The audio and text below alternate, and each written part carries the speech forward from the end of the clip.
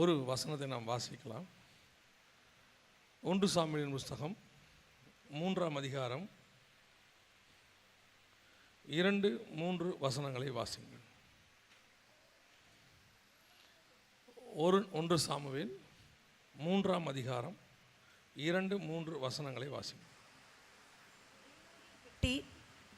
தேவனுடைய பெட்டி இருக்கிற கர்த்தருடைய ஒரு நாள் ஏலி தன்னுடைய ஸ்தானத்திலே படுத்து கொண்டிருந்தான். அவன் பார்க்க கூடாதபடிக்கு அவனுடைய கண்கள் இருளடைந்திருந்தது. தேவனுடைய பெட்டி இருக்கிற கர்த்தருடைய ஆலயத்தில் தேவனுடைய விளக்கு அணைந்து போகும் முன்னே சாமுவேலும் படுத்து கொண்டிருந்தான். கண்களை மூடுவோம். நல்ல தகப்பனே, எங்கள் சர்வ வல்லமை உள்ள ஆண்டவரே, இந்த அருமையான நேரத்திற்காக உமக்கு ஸ்தோத்திரம். உமது பாதப்படியில் எங்களை சமர்ப்பிக்கிறோம். தேவனாகிய கர்த்தர் எங்களோடு கூட பேசுவீராக, இடைபடுவீராக, வசனத்தை அனுப்புவீராக. மனுஷனை மறைத்து தேவ ஆவியானவர் வெளிப்படுவீராக. நாங்கள் உம்முடைய சத்தத்தை கேட்க வந்திருக்கிறோம் ஆண்டவரே. உம்முடைய வார்த்தைகள் தான் எங்கள் இருதயத்தை திறக்கும் ஆண்டவரே. ஆண்டவரே, அந்த வார்த்தைகள் எங்கள் மத்தியில் கடந்து வரட்டும். நீர் பேசும், நீர் இடைபடும். எங்கள் ஆண்டவர் இயேசுவின் நாமத்தில் பிதாவே, அல்லேலூயா. காலை வேளையில் நாம் சில எழுப்புதலை குறித்ததான சில காரியங்களை நாம் பார்க்க போகிறோம். செய்தியில் கூட நம்ம அந்த ஃப்ளையர்ஸில் நம்ம அதான் போட்டிருக்கிறோம். நம்ம எல்லாருமே அதை பற்றி தான் போட்டிருக்கிறோம். 1 சாமுவேலின் புஸ்தகம் 3ஆம் அதிகாரத்தில் 2-3 வசனம். ஒரு நாள் ஏலி தன்னுடைய ஸ்தானத்தில் படுத்து கொண்டிருந்தான். அவன் பார்க்கக்கூடாதபடிக்கு அவனுடைய கண்கள் இருளடைந்திருந்தது. தேவனுடைய பெட்டி இருக்கிற கர்த்தருடைய ஆலயத்தில் தேவனுடைய விளக்கு அணைந்து போகும் முன்னே சாமுவேலும் படுத்து கொண்டிருந்தான் அப்படின்னு இருக்கு. இது எல்லாருக்கும் நமக்கு தெரிந்த ஒரு சம்பவம்.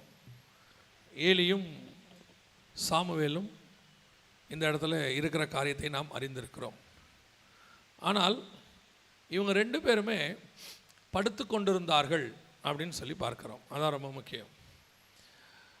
பொதுவாக பழைய ஏற்பாட்டு காலத்தில் ஆசாரியனுக்கு ஸ்தானம் கிடையாது. நன்றாக கவனியுங்கள். ஏலியை குறித்து நீங்கள் பார்க்கும்போது அவன் ஒரு பிரதான ஆசாரியனாக இருக்கிறான். பிரதான ஆசாரியனாக இருக்கும்போது அவன் என்ன செய்து கொண்டிருந்தான் அப்படின்னு சொல்லி நீங்கள் பார்த்தீங்கன்னு சொன்னால் 1 சாமுவேலின் புஸ்தகம் 1ஆம் அதிகாரம் 9வது வசனத்தை வாசியுங்கள். 1 சாமுவேல் புஸ்தகம் 1ஆம் அதிகாரம் 9வது வசனம். சீலோவிலே அவர்கள் புசித்து குடித்த பின்பு அன்னாள் எழுந்திருந்தாள். ஆசாரியனாகிய ஏலி கர்த்தருடைய ஆலயத்தின் வாசல் நிலையண்டையிலே ஒரு ஆசனத்தின் மேல் உட்கார்ந்திருந்தான் அப்படின்னு இருக்கு. ஆனால் ஆசாரிப்பு கூடாரத்தை பொறுத்த வரைக்கும் நீங்கள் பார்த்தீங்கன்னு சொன்னால் ஆண்டவர் எல்லாம் செய்ய சொல்வார். கூடாரம் செய்ய சொல்வார், மேஜை செய்ய சொல்வார், வெண்கல தொட்டி செய்ய சொல்வார், அப்புறம் மகா பரிசுத்த ஸ்தலத்துக்குள்ள உடன்படிக்கை பெட்டி செய்ய சொல்வார், குத்து விளக்கு, இப்படி எல்லாம் இருக்கும். ஆனால் ஒரு சேர் மாத்திரம் இருக்காது. எந்த இடத்துலையும் சேர் இருக்காது. ஆசாரிப்பு கூடாரம் செய்யும் போது நீங்கள் போய் பாருங்கள். ஆண்டவர் ஆசாரிப்பு கூடாரத்துக்கு என்னென்னலாம் செய்ய சொல்லியிருப்பாருன்னு போய் பாருங்கள். அதில் நாற்காலி மாத்திரம் இருக்காது. ஏன் அப்படின்னு கேட்டிங்கன்னு சொன்னால், ஆசாரிப்பு கூடாரத்தில் ஊழியக்காரன் உட்காரக்கூடாதுன்னு அர்த்தம். வாசிங்கள். எபிரேயருக்கு எழுதின நிருபம் 10ஆம் அதிகாரம் 11வது வசனத்தை வாசிங்க. எபிரேயர் 10:11 வாசிங்கள். அன்றியும் எந்த ஆசாரியனும் நாடோறும் ஆராதனை செய்கிறவனாயும் பாவங்களை ஒரு காலம் நிவர்த்தி செய்யக்கூடாத ஒரே வித பலிகளை அநேகந்தரம் செலுத்தி வருகிறவனாயும் நிற்பான் அப்படின்னு இருக்கு. இயேசுவோ பலிகளை முடித்து விட்டு பிதாவின் வலது பார்சத்தில் உட்கார்ந்தார்னு இருக்கும். இவன் நிற்பான், இயேசு உட்கார்ந்தார். ரொம்ப ஸ்பெசிஃபிக்காக நிற்பான் அப்படின்னு இருக்கு. ஆசாரிப்பு கூடாரத்தில் ஆசாரியனுக்கு உட்காருகிற வேலை கிடையாது. அவன் உட்காரக்கூடாது. அவன் வாழ்க்கையில் உட்காரவே கூடாதுன்னு அர்த்தம் இல்லை. ஆசாரிப்பு கூடாரத்தில் அவன் உட்காரக்கூடாது. ஊழியத்தின் பாதையில் கடந்து வரும்போது உட்காருவதற்கு அவனுக்கு அங்கே இடமில்லை, நேரம் இல்லை. நின்றுக்கிட்டே இருக்கணும். அதான் ப்ரொசீஜர். ஆனால் ஏலியோ உட்கார்ந்து விட்டான். உட்கார்றதல் அப்படின்னா என்ன அர்த்தம்னா, ஊழியம் உட்காந்துருச்சுன்னு அர்த்தம். நம்ம சொல்லுவோம் அது உட்காந்துருச்சுங்க, அவ்வளோதான். குதிரை நின்றுக்கிட்டே இருக்கும்போது, நல்லா போயிட்டே இருக்கிற குதிரை உட்காந்துருச்சு, இல்லை நல்ல மாடு போயிட்டே இருக்கும்போது உட்காந்துருச்சுன்னா அவ்வளோதாங்க, அது உட்காந்துருச்சு, இதுக்கு மேலே அது நடக்காது அப்படிம்பாங்க. ஏலி உட்கார்ந்திருந்த ஏலி 3ஆம் அதிகாரத்தை நீங்கள் வாசிக்கும் போது படுத்திருந்தான்னு இருக்கு. அவ்வளோதான். உட்கார்ந்த நிற்க வேண்டிய ஏலி உட்கார்ந்தாரு, உட்கார வேண்டிய ஏலி படுத்தார். இதுதான் ஆவிக்குரிய நிலையாக இருக்கிறது. அன்னைக்கு நியாயாதிபதிகள் காலத்தில் சாமுவேல் புஸ்தகம் தொடங்கும் போது ஆவிக்குரிய நிலை இதுதான். அன்னைக்கு ஏன் அப்படி இருந்தாங்கன்றதை நான் உங்களுக்கு பின்னாடி சொல்கிறேன். ஒரு ஊழியத்தினுடைய நிலைமை, ஒரு ஆவிக்குரிய நிலைமை எப்படி இருக்கிறது? நிற்க வேண்டிய நிலைமை உட்காருகிற நிலைமைக்கு போச்சு, உட்கார்ற நிலைமை படுக்கிற நிலைமைக்கு போயிடுச்சு. அவ்வளோதான், படுத்துட்டான். அவன் படுத்தது மட்டுமல்ல, அடுத்த வசனம் சொல்லுது, சாமுவேலும் படுத்து கொண்டிருந்தான். அடுத்த ஜென்ரேஷனையும் படுக்க வச்சுட்டான். நிறைய நேரங்களில் இதான் நடக்குது. ஆனால் இருக்கிறது என்னவோ ஆசாரிப்பு கூடாரம் தான், இருக்கிறது என்னவோ ஆசாரியனான போஸ்டிங்கில் தான். ஆனால் அவனுக்கு கொடுக்கப்பட்ட வேலையில் அவன் உட்கார்ந்து விட்டு படுத்து விட்டான்.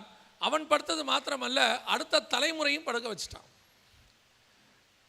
சில நாட்களுக்கு முன்பாக, சில காலங்களுக்கு முன்பாக இப்படி ஒரு நிலை, ஆவிக்குரிய நிலை உலகம் முழுவதும் இருந்தது.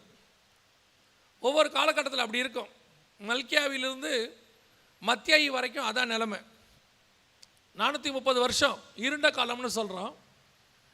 இருள் வந்துருச்சு. காரணம், அந்த இடைப்பட்ட காலத்தில் கர்த்தருடைய ஊழியமோ வெளிச்சமோ எதுவுமே இல்லை. இயேசு எப்போ கலிலேயாவில் வந்து பிரசங்கம் பண்ண தொடங்கினாரோ, 4ஆம் அதிகாரத்தில் வாசிக்கிறோம் மத்தேயு சுவிசேஷத்தில், இருள் இருக்கிற ஜனங்கள் பெரிய வெளிச்சத்தை கண்டார்கள். ஏன்னா அது வரைக்கும் இருள் 430 வருஷம். அதற்கு பிறகு கொஞ்சம் கொஞ்சமாக அந்த வெளிச்சம் உலகம் முழுக்க பரவி அப்போஸ்தலர்கள் கொண்டு போனாங்க. 4ஆம் நூற்றாண்டுக்கு பிறகு அப்படியே கொஞ்சம் கொஞ்சமாக இருள் பூமியை மூடுச்சு. Martin Luther எழும்பினார். எழும்பி ஒரு பெரிய வெளிச்சத்தை கொண்டு வந்தார். அப்புறம் ஒரு 400 வருஷம் நல்லா இருந்துச்சு. அப்புறம் கொஞ்சம் கொஞ்சமாக இருள் பூமியை மூடுச்சு. பெந்தகோஸ்தே இயக்கத்தின் மேலே கர்த்தர் உடைய கிருபை இறங்கினது. பரிசுத்த ஆவியானவர் அசுசா ஸ்ட்ரீட்டில் கலிஃபோர்னியாவில் பரிசுத்த ஆவியானவர் இறங்கினார், ஊற்றப்பட்டார். உலகம் முழுவதும் பரிசுத்த ஆவியினுடைய அபிஷேகம் பரவியது. இப்போ வரைக்கும் அதான் போயிட்டுருக்கு. இப்போ 2020 கரெக்டாக ஒரு 120 வருஷம் கழிச்சு திருப்பி பார்த்தீங்கன்னா ஒரு இருள் அப்படியே பூமியை மூட தொடங்குச்சு. இருள்னா லைட் இல்லாத நிலைமை இல்லை, பாவம், சபைகள் தொய்ந்து போகிற நிலைமை, படுத்து கொண்டிருக்கிற நிலைமை. அப்படியே படுத்து உக்காந்துச்சு சபை. கொஞ்சம் கொஞ்சமாக நல்லா உற்சாகமாக ஓடிக்கிட்டு இருந்த சபை அப்படியே கொஞ்சம் கொஞ்சமாக படுக்க தொடங்கிருச்சு. படுக்க தொடங்கினது மாத்திரமல்ல, கடைசியாக சபை அடுத்த தலைமுறை என்ன ஆகுமோ என்று நினைக்கிற அளவுக்கு படுக்க தொடங்கிருச்சு. அடுத்த ஜென்ரேஷனும் என்ன ஆகுமோன்னு தெரியாது. அதான் நேற்று உங்களுக்கு சொன்னேன், இப்படி படுத்து கொண்டிருக்கிற சபையை தான் கர்த்தர் எழுப்புவார். படுத்து கொண்டிருக்கிற காலத்தில் கர்த்தர் ஒரு அழைப்பை கொடுப்பார். அந்த அழைப்பை இப்பொழுது இந்த காலகட்டத்தில் உலகம் முழுவதும் ஆரம்பித்திருக்கிறது என்று நான் விசுவாசிக்கிறேன். அதைத்தான் நாம் எழுப்புதல் என்று சொல்லுகிறோம். இந்த எழுப்புதலை குறித்து பேசும்போது ஏலி படுத்து கொண்டிருந்தான், சாமுவேல் படுத்து கொண்டிருந்தான். ஏலியை எழுப்ப முடியவில்லை. கர்த்தர் சாமுவேலை எழுப்புகிறார். சாமுவேலே சாமுவேலே என்று கூப்பிடுகிறார். அது என்ன அர்த்தம்? அது ஒரு காலிங். யாரை எழுப்புறாரு? சாமுவேலை எழுப்புகிறார். எழுப்புதல் ஏன் வருது? ரொம்ப நாளா அப்படிதான் இருக்கு நிலைமை. சாமுவேலும் படுத்துட்டான் பாருங்க, அதான் ரொம்ப முக்கியம். ஒரு காலகட்டத்தில் ஊழியம் அப்படியே கொஞ்சம் கொஞ்சமாக, நான் சொல்லுவேன், நான் சொல்கிறது கொஞ்சம் பேருக்கு கோபமாக இருக்குது, ஆனாலும் அதான் நிஜம். நமக்கு முந்தின தலைமுறைக்கு உள்ளவங்க நமக்கு சொல்லி கொடுத்துட்டு போனதெல்லாம் விசுவாசம், நமக்கு சொல்லி கொடுத்துட்டு போனதெல்லாம் ஆவிக்குரிய வளர்ச்சி. எப்படி முழங்காலில் நிற்கணும், எப்படி ஆவியில் நிரம்பி ஜெபம் பண்ணணும், இதை தான் சொல்லி கொடுத்தாங்க. ஆனால் அடுத்த தலைமுறைக்கு நாம் என்ன சொல்லி கொடுத்தோம்? நல்லா படிக்கணும், படித்து நல்லபடியாக ஆவிக்குரிய வாழ்க்கையில் வளரணும். படிக்கக்கூடாதா? படிப்பை விட அழைப்பு ரொம்ப முக்கியம். படிப்பை விட ஆவிக்குரிய வளர்ச்சி ரொம்ப முக்கியம்.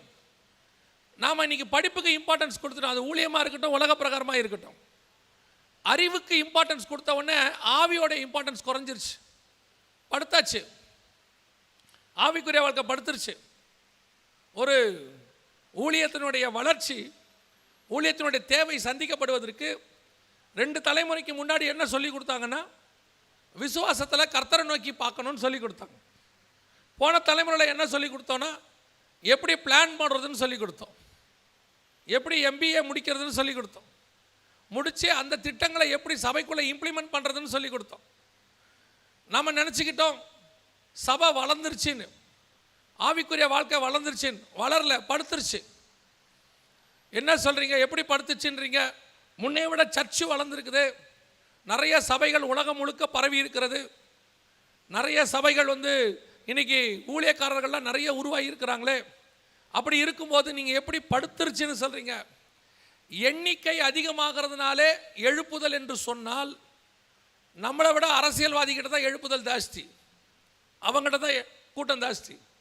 நம்மளை விட சினிமா நடிகர்கிட்ட தான் கூட்டம் ஜாஸ்தி. எண்ணிக்கையை வைத்து எழுப்புதலை கணக்கு பண்ணக்கூடாது. எழுப்புதல் என்பது வேறு. இன்றைக்கி எழுப்புதலுக்கே நிறைய பேருக்கு விளக்கம் தெரியல. எழுப்புதல்னா என்ன? 10,000 பேர் கூட்டத்துக்கு வந்தாங்க, பெரிய எழுப்புதல். 10,000 பேர் ஒரு கூட்டத்துக்கு வந்து எழுப்புதல்னா, நீங்கள் போய் பாருங்கள், சில பாப் மியூசிஷியன்ஸ் பாடும்போது லட்சக்கணக்கில் ஜனங்க கூடுறாங்க. அப்போ நம்மளை விட அவன் தான் எழுப்புதலுக்கு ரொம்ப ஆளாக இருக்கிறான்னு வச்சுக்கோ. சினிமா நடிகன் ஒரு இடத்துக்கு வந்தானா 50,000 பேர் வராங்க. அப்போனா இதுக்கு பேர் எழுப்புதல் ஆகிடுமா? எண்ணிக்கை எழுப்புதல் அல்ல. அதை குறித்து கர்த்தர் சொல்லவும் இல்லை. எழுப்புதல் என்பது வெளியே இருந்து சபைக்குள்ளே வராது, சபைக்கு உள்ளே இருந்து தான் எழுப்புதல் வெளியே போகும். இதுவே நமக்கு தெரியல. பெரிய பெரிய கிரவுண்டில் கூடி 50,000 பேர் ஜெபம் பண்ணால் எழுப்புதல் வரும்னு நினைக்கிறாங்க. 50,000 பேர், 1,00,000 பேர், 2,00,000 பேர் கூடி ஜெபம் பண்ணுறதுனால எழுப்புதல் வராது. ஒரு 120 பேர் ஒரு மனமாக உள்ள கூடி ஜெபம் பண்ணனா எழுப்புதல் வந்துடும். அப்போ சபை படுத்து கிடக்கும் போது எழுப்புதல் எப்படி வரும்? ஆவிக்குரிய வாழ்க்கை படுத்திருக்கும் போது எழுப்புதல் எப்படி வரும்? ஒருமினம் இல்லாத 10,000 பேர் கூடி ஜெபம் பண்ணால் எப்படி எழுப்புதல் வரும்? எழுப்புதலுக்கு எது காரணம்? முதல்ல உள்ள படுத்திருக்கிறவன் எழுந்திரிக்கணுமே.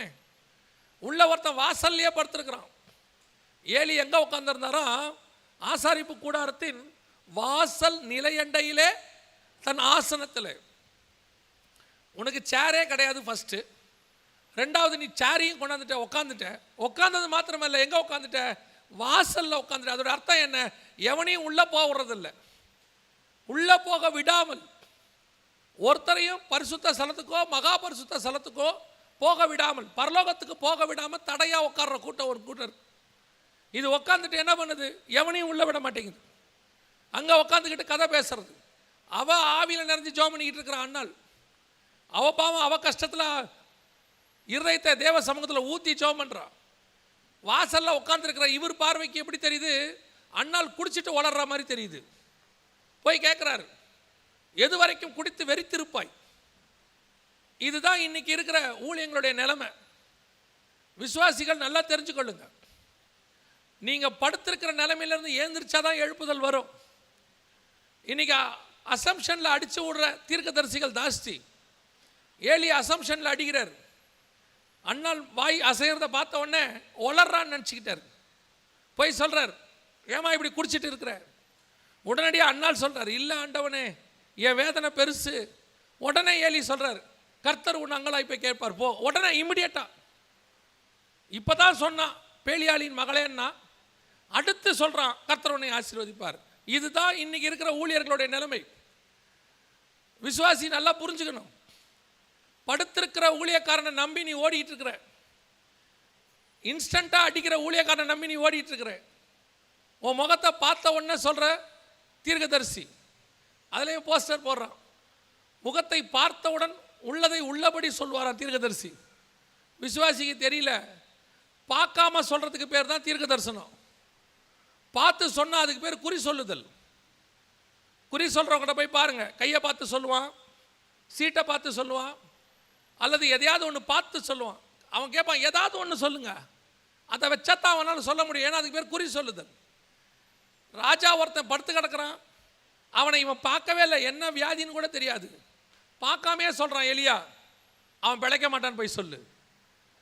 மேகமே தெரியாது, அவன் சொல்லுவான் மழை வரப்போது வீட்டுக்கு போகும்பான். பார்க்காம சொல்கிறதுக்கு பேர் தான் தீர்க்க தரிசனம். பார்த்து சொன்னால் குறி சொல்லுதல். இதுவே இன்னைக்கு விசுவாசி தெரியல, அவனை நம்பிட்டு தெரியுது.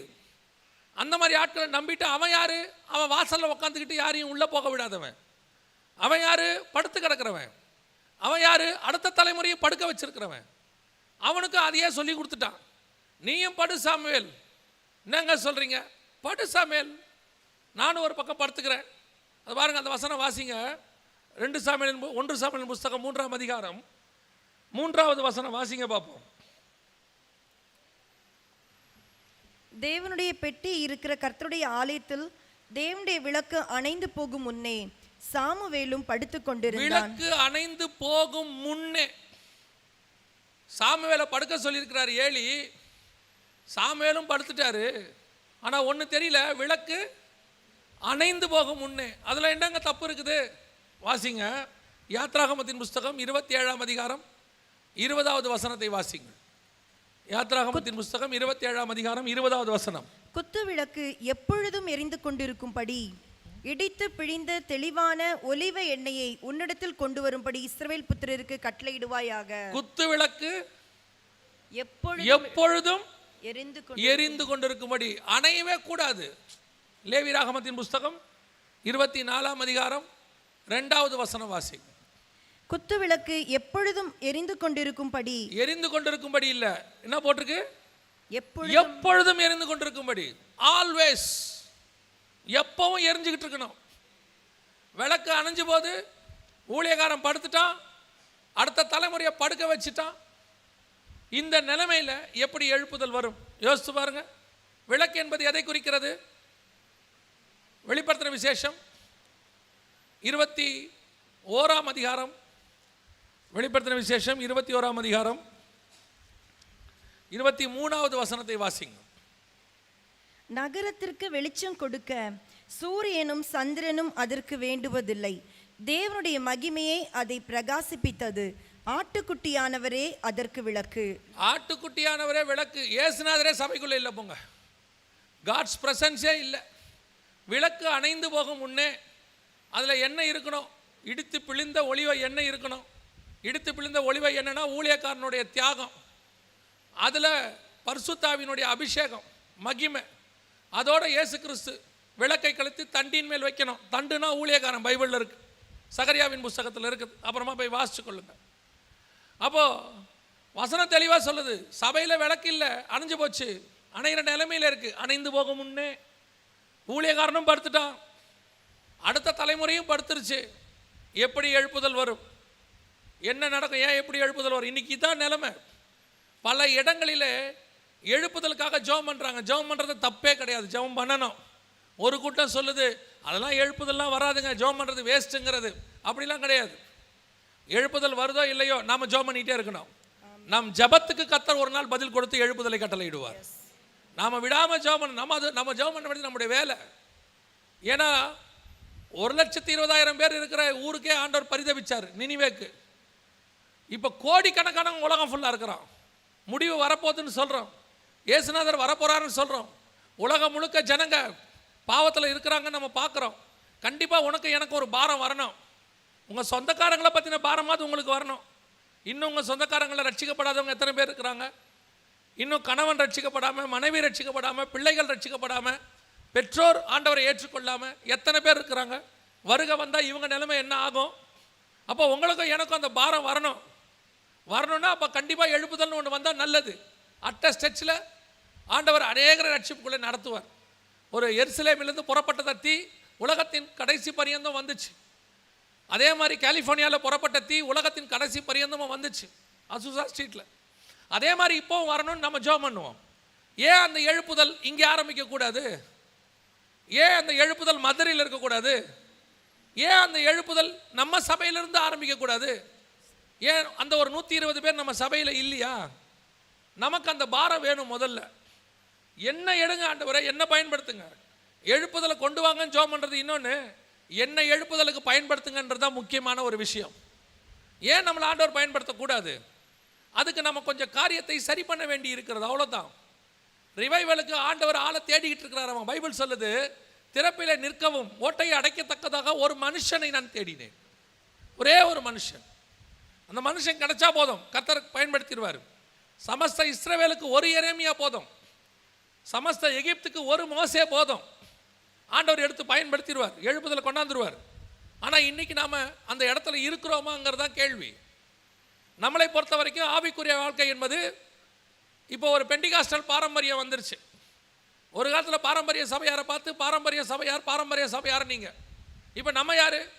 பெந்தகோஸ்தே பாரம்பரியம். வர்றது, கொஞ்ச நேரம் துதிக்கிறது, ஒரு 3 பாட்டை பாடுறது, ஆவியில் நிறைஞ்சு கொஞ்ச நேரம் கை தட்டுறது. அவன் கொட்டை நிறுத்தினானா உங்கள் ஆவியும் நின்றுடும். அவன் நல்ல ட்ரம் அடித்தா ஆவியும் வரும். கொட்டடிச்சு வர ஆவிக்கு பேர் பரிசுத்த ஆவியில் கொட்டாவி. ஆமாம், அவன் நிறுத்தினவனே நீங்களும் நிறுத்திடுறது. அப்புறம் கேட்கணுமேனு ஒரு 45 நிமிஷம் நினச்சி வசனத்தை கேட்கறது. அப்புறம் முடிஞ்ச உடனே கிளம்பி செருப்பை போட்டுட்டு போகிறது. என்ன மாற்றம்? யாரோ 1-2 பேர்கிட்ட கர்த்தர் பேசுகிறாரு, அது வேறு விஷயம். பெரிய காங்கிரிகேஷன், என்ன மாற்றம் இருக்குது எனக்குள்ளே? என்ன நான் திரும்பி போகும்போது what is my take away? நான் திரும்பி வந்துட்டு போகும்போது என்ன நான் எடுத்துக்கிட்டு போனேன் வீட்டுக்கு? ஸ்கூலுக்கு போயிட்டு பையன் வந்த உடனே முந்தையெல்லாம் கேட்பாங்க, ஸ்கூலில் என்ன சொல்லி கொடுத்தாங்க? எல்கேஜி போயிட்டு வந்தோன்னே கேட்பாங்க, யூகேஜி போயிட்டு வந்தோன்னே கேட்பாங்க, என்ன பாட்டு சொல்லி கொடுத்தாங்க? பாபா பிளாக் ஷீப், எங்கே பாடு? அடுத்து கேட்பாங்க மறுநாள், இன்றைக்கி என்ன சொல்லி கொடுத்தாங்க? ரிங்கா ரிங்கா ரோசஸ், எங்கே பாடு? 10வது போயிட்டு வரும்போது இன்றைக்கி என்ன சொல்லி கொடுத்தாங்க நீங்கள் கேட்க மாட்டீங்க. ஏன் கேட்க மாட்டீங்கன்னா, பையன் ஸ்கூலுக்கு போயிட்டு வர்றது உங்களுக்கும் பழக்கமாயிருச்சு, அவனுக்கும் பழக்கமாயிருச்சு. அப்படியே மீறி என்ன சொல்லி கொடுத்தாங்கன்னு கேட்டால் என்னமோ சொன்னாங்க, நீங்கள் சும்மா இருங்க, போய் காப்பி எடுத்துகிட்டு வாங்க அம்மா. ஏன்? ஸ்கூலுக்கு போயிட்டு வர்றது ரொட்டீன் ஆயிடுச்சு. ஆரம்பத்தில் சபைக்கு போயிட்டு வரும்போது டேக் அவே. இன்னைக்கு கர்த்தர் பேசினார், இடைப்பட்டார், இதை செய்ய சொன்னார், அதை செய்ய சொன்னார். 10 வருஷம் கழிச்சு கர்த்தர் என்ன பேசினார்? என்ன பேசினார்? தலைப்பு வசனம் என்னடா? ஏதோ ஒன்று கொடுத்தாரே, அவன் கேட்டு வெளியே வரவன சொல்கிறோம். தலைப்பு வசனம் என்னடா சொன்னார்? என்னமோ சொன்னார். எதை பற்றி பேசினார்? நல்லா பேசினார். கடைசி வரைக்கும் அவங்ககிட்ட தெரியாது. சரி, என்ன பாயிண்டாக கொடுத்தாரு? 3 பாயிண்ட் கொடுத்தாரு. அவன் தெரிஞ்சு வச்சிருக்கான், பாஸ்டர் 3 பாயிண்ட் கொடுப்பாரு, ரத்னபால் பாஸ்டர் 7 பாயிண்ட் கொடுப்பாரு.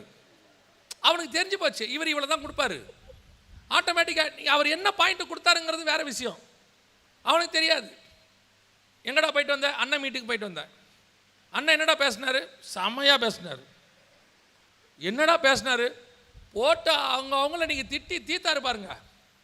டேய் என்னடா பேசினார்? அடி எல்லாரையும் நவுத்தி எடுத்தார். கடைசி வரைக்கும் என்ன பேசினார்னு அவன் சொல்லவே மாட்டான்.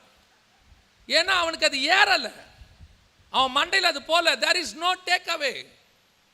திருப்பி எடுத்துட்டு போல, எழுப்புதல் இல்லை. சபைக்குள்ளே வசனம் கிரியை செய்யணும், விளக்கு எரியணும். விளக்கு எரியாம வெளிச்சம் உள்ளுக்குள்ள வராது. ஒவ்வொரு வாட்டி போய் வந்து உட்காரும் போது ஆண்டவர்கிட்ட கேட்கணும், இன்னைக்கு என் கூட பேசுங்க ஆண்டவரே. ஒரு வாட்டியும் கர்த்தர் பேசணும், அதுக்கு தானே வரோம். கர்த்தர் பேசாம ஒரு இடத்துக்கு சும்மா வந்துட்டு போனா, பையனை பார்த்துருக்கீங்களா? பஸ் ஸ்டாண்டில் நிற்பான். பையன் பஸ் ஸ்டாண்டில் நிற்பான். என்னடா இங்கே நிற்கிற? சும்மா தான். இல்லை, அவன் எதுக்கு நிற்கிறாங்க? சும்மா தான். ஆனால் அவன் ஒரு காரணத்தோடு தான் நிற்கிறான். ஆனால் அவன் என்ன சொல்லுவான்? சும்மா தான். ஏன்டா இந்த பக்கம் வந்த? சும்மா தான். அதே மாதிரி விசுவாசியை கேளுங்க, என்ன நிற்கி? சும்மா தான். சர்ச்சுக்கு வந்துட்டு போனோம். என்ன கர்த்தர் பேசினார். நடுவில் பிள்ளை அழுதுச்சு, கவனிக்கல. இன்னைக்கு யாருக்குமே அந்த விளக்கு இல்லை, எரியல, அணைஞ்சு போகிற நிலைமை கொஞ்சம் கொஞ்சமாக இருக்கு. அப்புறம் எப்படி எழுப்புதல் வரும்? ஒரு பக்கம் ஏலி படுத்து கிடக்கிறாரு, ஒரு பக்கம் சாமுவேல் படுத்து கிடக்கிறாரு, ஒரு பக்கம் விளக்கு அணைய போது. இதுக்கு நடுவில் எப்படி எழுப்புதல் வரும்? இதையெல்லாம் சரி பண்ணால் தான் எழுப்புதல் வரும். இப்போ வருது பாருங்க, ஒரு அழைப்பு ஒன்று வருது பாருங்க, வாசிங்க. 1 சாமுவேல் புஸ்தகம் 3ஆம் அதிகாரம், 1 சாமுவேல் புஸ்தகம் 3ஆம் அதிகாரம் 8வது வசனத்தை வாசிங்க. கர்த்தர் மறுபடியும் 3ஆம் விசை சாமுவேலே என்று கூப்பிட்டார். சாமுவேலே என்று கூப்பிட்டார். அவன் எழுந்திருந்து ஏலியினிடத்தில் போய், இதோ இருக்கிறேன், என்னை கூப்பிட்டீரே என்றான். நல்லா கவனிங்க, கர்த்தர் யாரை கூப்பிட்டாரு? சாமுவேலை கூப்பிட்டார். சாமுவேலேன்னு கூப்பிடுறார். கூப்பிட்ட உடனே சாமுவேல் யார்கிட்ட போனாரு? ஏலிகிட்ட போய் என்ன சொல்றாரு? என்னை கூப்பிட்டீரேன்றார். இந்த சாமுவேல் யார் தெரியுமா உங்களுக்கு? சாமுவேல் யார் தெரியுமா?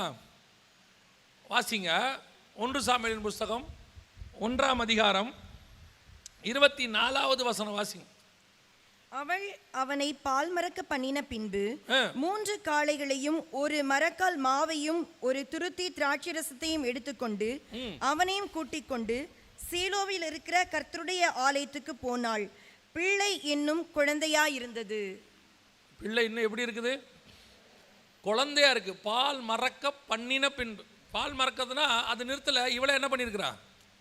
மறக்க பண்ணின பின்பு. என்ன வயசு இருக்கும்னு நினைக்கிறீங்க பிள்ளைக்கு? பால் மறக்க பண்ணின பின்பு அப்படின்னு இருக்கு. பிள்ளைக்கு என்ன வயசு இருக்கும்? பிள்ளை குழந்தையாக இருந்தது. என்ன வயசு இருக்கும்? ஒரு வயசு 2 வயசு, மிஞ்சி போச்சுன்னா 3 வயசு. பிள்ளை பால் கொடுக்கறத பொறுத்து. இப்போல்லாம் யாரும் கொடுக்கறதில்ல, அது வேறு விஷயம், அதை விட்டுருங்க. அப்போ ஒரு 20 வருஷத்துக்கு முன்னாடிலாம் 1 வயசு 2 வயசு வரைக்கும் கொடுப்பாங்க. ஒரு 30 40 50 வருஷத்துக்கு முன்னாடி சொல்லுவாங்க, உங்கள் அப்பா நடந்துட்டு வந்தே பால் குடிப்பாண்டாம்பாங்க. அது ஒரு காலகட்டம் இருந்துச்சு. அப்புறம் பிள்ளை குழந்தையாக இருந்தது. ஒரு 3-4 வயசுன்னு கூட வச்சுக்கோங்களேன். பிள்ளை இன்னும் எப்படி இருக்குது? குழந்தையாக இருந்தது. கொண்டாந்து எப்போ விட்டாங்க ஆலயத்துக்குள்ள? குழந்தையா இருக்கும்போது விட்டாங்க. இப்போ பிள்ளை எப்படி இருக்குது? வாசிங்க 26வது வசனம் வாசிங்க. 1 சாமுவேல் 2:26. சாமுவேல் என்னும் பிள்ளையாண்டானோ பெரியவனாக வளர்ந்து. இப்போ பையன் எப்படி ஆயிட்டான்? நல்ல பெரியவனா வளர்ந்துட்டான். டீனேஜ் ஆயிடுச்சு. குழந்தையா ஆலயத்துக்குள்ள வந்தான். யார் கையில் தான் இருக்கிறான்? ஏலியின் கையில் தான் இருக்கிறான். அங்கே தான் வளர்றான். இப்போ எப்படி வளர்ந்துட்டான்? பெரியவனா வளர்ந்துட்டான். யோசிச்சு பாருங்க. பெரியவனா குழந்தையா வந்து ஆலயத்தில் பெரியவனா வளர்ந்து குறைஞ்சபட்சம் ஒரு 10-15 வருஷம் எங்கே இருக்கிறான்? ஆலயத்துக்குள்ளேயே இருக்கிறான். வேற எங்கேயும் போல, அங்கேயே இருக்கிறான். 2வது, அவன் எங்கே இருக்கிறான் தெரியுமா? ஏலி கிட்ட இருக்கிறான். ஏலி யாரு? அன்னைக்கு இஸ்ரவேலில் இருக்கிறதுலே நம்பர் 1 ஊழியக்காரன். அவன் தான் பிரதான ஆசாரியன். லேவி கோத்திரத்தில் பிரதான ஆசாரியன். ஆசாரியன் கூட இல்லை, பிரதான ஆசாரியன். அப்படின்னா யோசிச்சு பாருங்க. த டாப் மோஸ்ட் ஊழியக்காரர்கிட்ட இருக்கிறான். எத்தனை வருஷமா இருக்கிறான்? குழந்தையிலேருந்து அங்கேயே தான், அவர்கிட்டே தான் வளர்றான். இப்போ இத்தனை வருஷம் ஒரு பெரிய ஊழியக்காரர்கிட்ட வளர்ந்துருக்கிறான். ஒரு பெரிய ஊழியக்காரர்கிட்ட அசோசியேட்டாக இருக்கிறான். ஏற்கனவே வாசித்தோம் 3ஆம் அதிகாரத்தில் அந்த 3வது வசனத்தில், விளக்கு அணைந்து போகும் முன்னே படுத்துக்கொண்டான். எங்கே படுத்துருக்கிறான்? விளக்கு இருக்கிற பரிசுத்த ஸ்தலத்தில் படுத்துருக்கிறான். போஸ்டிங், நல்ல போஸ்டிங். அதுக்கு மேலே அந்த சர்ச்சில் இடமே இல்லை. அதுதான் இருக்கிறதுலையே பெஸ்ட் பிளேஸ். ஏன்னா அதுக்கு மேலே மகா பரிசுத்த ஸ்தலம், உள்ளே போக முடியாது. இவன் எவ்வளோ தூரம் போக முடியுமோ அவ்வளோ தூரம் வந்துட்டான். அவ்வளவு தூரம் வளர்ச்சி இருக்கு. ஒரு ஊழியக்காரர் இருக்கிறாரு, நல்ல ஊழியக்காரர் இருக்கிறாரு, ரொம்ப வருஷமாக இருக்கிறாரு. ஆனால் வசனம் சொல்லுது, கர்த்தர் சாமுவேலே சாமுவேலே என்று கூப்பிட்டார். சாமுவேல் எங்கே போனா? ஏலி இடத்துல போனா. அது கர்த்தருடைய சத்தம்னு யாருக்கு தெரியல? சாமுவேலுக்கு தெரியல. பாருங்க, எத்தனை வருஷம் சர்ச்சில் இருந்திருக்கிறான், ஊழியக்காரங்கிட்ட இருந்திருக்கிறான், ஊழியம் பண்ணி இருக்கிறான். ஊழியத்திலையும் டாப் மோஸ்ட் போஸ்ட், அடுத்த லெவல், ஆசாரியனுக்கு அடுத்த லெவலில் இருக்கிறான். இவ்வளவு இருந்தும் கர்த்தருடைய சத்தம் என்னன்னு யாருக்கு தெரியல? சாமுவேலுக்கு தெரியல. கர்த்தரே சாமுவேல்னு கூப்பிட்டா சாமுவேல் நேராக போய் எங்கே நிற்கிறாரு? ஏலிகிட்ட போய் நிற்கிறாரு. என்னை கூப்பிட்டீரே. இதுதான் இன்னைக்கு இருக்கிறதான ஆவிக்குரிய நிலை. சபைக்கு வரோம் 10 வருஷம், 15 வருஷம், 20 வருஷம். ஒரு சிலருக்கெல்லாம் கொஞ்சம் பெருமை இருக்குது. நான் சபை ஆரம்பித்த காலத்திலேருந்து இருக்கிறேன். அதை கேட்டு பாருங்க, அவங்களுக்கு அதில் என்ன இருக்குது? ஒரு பெருமை. ஃபஸ்ட்டு கர்த்தர் இதுக்கு, பாஸ்டர் இதுக்கு அடிக்கல் நாட்டினதுலேருந்து நான் இருக்கிறேன். எனக்கு பாஸ்டர் 25 வருஷமாக தெரியும். இந்த ஊழியத்தை 30 வருஷமாக தெரியும். கர்த்தருடைய சத்தம் என்னான்னு தெரியுமா? உள்ளுக்குள்ளே உட்காந்துருக்கிறீங்களே, கர்த்தருடைய சத்தத்தை கேட்டிருக்கிறீங்களா? இது வரைக்கும் கர்த்தர் உங்ககிட்ட பேசியிருக்கிறாரா? கர்த்தருடைய சத்தம் என்னைக்காவது கேட்டிருக்கிறீங்களா? கர்த்தர் எங்கிட்ட பேசியிருக்கிறார். எப்படி? பாஸ்டர் வழியாக பேசினார், இல்லைன்னு நான் சொல்லலை. வசனத்தின் வழியாக பேசினார், இல்லைன்னு சொல்லலை. இதெல்லாம் ஒரு லெவல். கர்த்தர் உங்ககிட்ட பேசுறதுக்கு பைபிளில் 7 லெவல் இருக்குது. 7 லெவலில் கடைசி லெவல் கழுத வழியாக பேசுவார். அதுக்கு அடுத்த லெவல் சொப்பனத்தின் வழியாக பேசுவார். அதுக்கும் அடுத்த லெவல் தரிசனத்தின் வழியாக பேசுவார். அதுக்கும் அடுத்த லெவல் தீர்க்கதரிசி வழியாக பேசுவார். அதுக்கும் அடுத்த லெவல் கர்த்தருடைய சத்தத்தின் மூலமாக பேசுவார். அதுக்கும் அடுத்த லெவல் முகமுகமாய் பேசுவார். 7 லெவல் இருக்குது கர்த்தர் உங்ககிட்ட பேசுறதுக்கு. இப்போ நீங்கள் எந்த லெவலில் இருக்கீங்க? இன்னும் கழுதை பேசிச்சு, வசனம் பேசிச்சு, தரிசனம், சொப்பனம், ஒரு தீர்க்க தரிசிக்கிட்ட போனேன், இப்படியே தான் உட்காந்துருக்கிறீங்களே. கர்த்தரோடு கூட பேசுகிற அனுபவம் இருக்குதா? அப்படி வந்தால் தான் எழுப்புதல் வரும். சாமுவேலை கர்த்தர் எழுப்புறாரு, எழுப்புதலுக்கு கூப்பிடுறாரு. ஆனால் அது கர்த்தருடைய சத்தம்னு யாருக்கு தெரியல? சாமுவேலுக்கு தெரியல. இத்தனை வருஷம் இருந்த அப்புறம் என்ன பிரயோஜனம்? எது கர்த்தருடைய சத்தம் நமக்கு தெரியுமா? தெரியாது. கர்த்தருடைய சத்தத்தை நம்ம கேட்டிருக்கிறோமா? தெரியாது. வசனம் சொல்லுது, வருக வரபோது, வருக வரும்போது என்ன சவுண்டு உங்களுக்குலாம் கேட்கும்? நல்ல சவுண்டா? எக்கால சவுண்டு சொல்லும் போது இப்படி தான் சொல்லுவீங்களா? இன்னும் சவுண்டா? நீங்களாம் எந்த சவுண்டுக்கு வெயிட் பண்ணிட்டு இருக்கிறீங்க? எக்கால சவுண்டுக்கு வெயிட் பண்ணிட்டு இருக்கிறீங்க. கரெக்ட் தானே? மாற்றம் இல்லையே? மாற்று கருத்து இல்லையே? வாசிங்க. 1 தெசலோனிக்கேயர் 4:16-17 வாசிங்க. ஏனெனில் கர்த்தர் தாமே ஆரவாரத்தோடும் பிரதான தூதனுடைய சத்தத்தோடும் தேவ எக்காலத்தோடும் வானத்திலிருந்து இறங்கி வருவார். வர சவுண்டுல முதல் சவுண்ட் என்ன சவுண்டு? அங்க 3 சவுண்ட் இருக்கு. அந்த வசனத்துல 3 சவுண்ட் இருக்கு. கர்த்தருடைய வருகை போது ஒரு நிமிஷத்துல, ஒரு இமை பொழுதுல 3 சவுண்டு கேட்கும். ஒன்று, கர்த்தர் தாமே ஆரவாரத்தோடும். ரெண்டாவது, பிரதான தூதனுடைய சத்தத்தோடும். மூணாவது, கடைசியா தேவ எக்காலத்தோடும். இது 3த்துக்கும் 3 ஆவிக்குரிய சத்தியம் உண்டு. ஏன் 3 சவுண்டு கர்த்தர் ஒரு நிமிஷத்தில் போடுறாருங்கிறதுக்கு விளக்கம் இருக்கு. ஆனால் இப்போ நீங்கள் வெயிட் பண்ணுறது எந்த சவுண்டுக்கு? எந்த சவுண்டுக்கு? அதுக்கு முன்னாடி ஒரு 2 சவுண்டு இருக்குது. அதை பற்றி தெரியுமா ஏதாவது? என்னைக்காவது வெயிட் பண்ணியிருக்கிறீங்களா அதுக்கு? முதல் சவுண்டே கர்த்தர் தாமே ஆரவாரத்தோடும். ஃபஸ்ட்டு சவுண்டே கர்த்தருடைய சவுண்டு தான். ஏன் கர்த்தருடைய சவுண்டு போடுறாரு? அது ஒரு தனி செய்தி, அதை விட்டுருவோம், இப்போ எடுக்க முடியாது. நான் சபைக்கு ஒரு விளையாட்டாக சொல்கிறேன்னு வச்சுக்கோங்களேன், ஒரு கற்பனைன்னு வச்சுக்கோங்களேன். 3 சவுண்டு. முதல் சவுண்டு என்ன சவுண்டு? கர்த்தருடைய சவுண்டு. கர்த்தர் தாமே ஆரவாரத்தோடு. இது யாருக்கு தெரியுமா? இது யாருக்கு? எப்போ வருக வரும் அப்படின்னு காத்து எதிர்பார்த்து இருக்கிறவனுக்கு.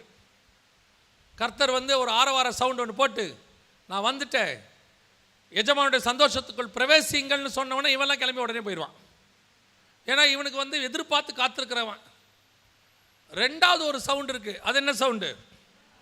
பிரதான தூதனுடைய சவுண்டு. இது யார் தெரியுமா? சபைக்கு வருவாப்ல, பிசிக்கலி பிரசன்ட்டு, மென்டலி ஆப்சண்ட்டு. இங்கே உட்காந்துருக்கோம், பால் எடுத்து ஃப்ரிட்ஜில் வச்சனா இல்லையான்னு தெரியலையே. இவரை வரும்போது பூட்டிட்டு வர சொன்னால் இந்த ஆள் பூட்டினானா இல்லையான்னு தெரியலையே. ஏன்னா இந்த அம்மாவுக்கு அந்த வீட்டுக்கார மேலே நம்பிக்கையே இருக்காது. கேஸ் ஆஃப் பண்ணமா இல்லையான்னு தெரியலையே. இங்கே உட்காந்து யோசிச்சுட்டே இருப்பாங்க. இவர் யோசிச்சுட்டே இருப்பார், இவர் எப்போ முடிச்சாருன்னா போய் ஒரு ஃபோன் கால் பண்ணணும், அந்த கிளைண்ட்டை பார்க்கணும், எல்லாம் உட்காந்து இங்கே யோசிச்சுட்டே இருப்பான். இவனுக்கு தான் அந்த பிரதான தூதனுடைய சவுண்டு. தூதன் சொல்லுவான், பரிசுத்தமாகவும் வாழ்ந்து தொலைக்கிற, சபையில் உட்காந்து வேற என்னமோ யோசிச்சுட்டு இருக்கிற, வந்து தொலை, வருது வா, எழுந்துரு போ, போய் தொலை. முதல்ல ஒரு குரூப்பு போயிடுச்சு, ஆரவார சத்தத்தில் கூடவே ஓடும்பா. மூணாவது ஒரு சவுண்டு இருக்கு. அது என்ன சவுண்டு? அவன் இது யாருக்கு தெரியுமா? வந்த உடனே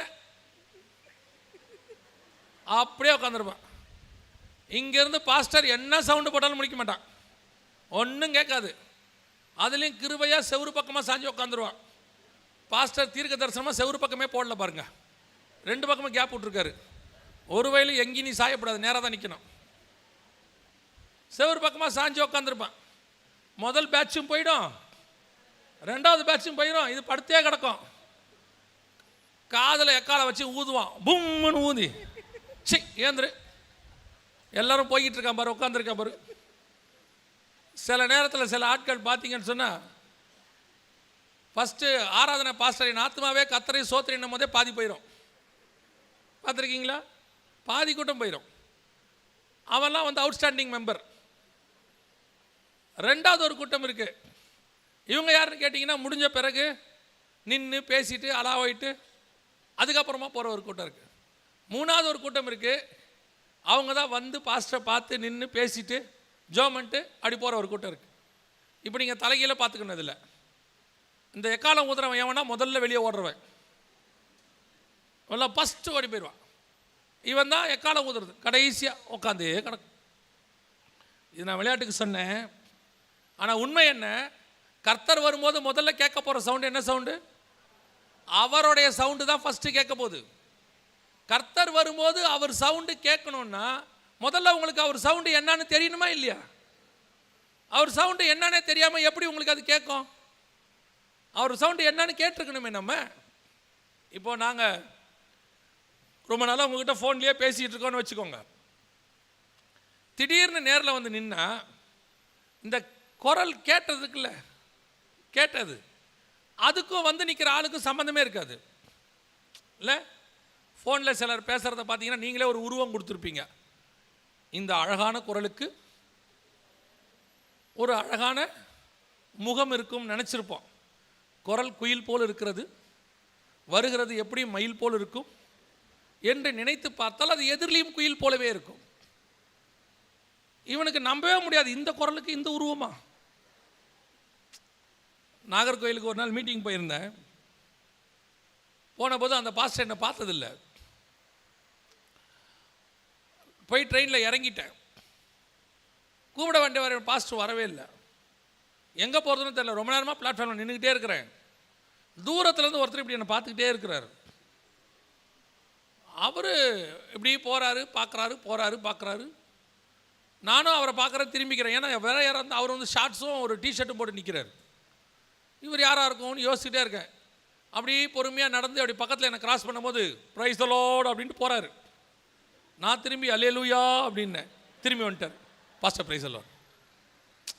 அவர் என்னை பார்த்ததில்லை. நான் சொல்கிற ஒரு 20 வருஷத்துக்கு முன்னாடி பார்த்ததில்லை அவர் என்ன.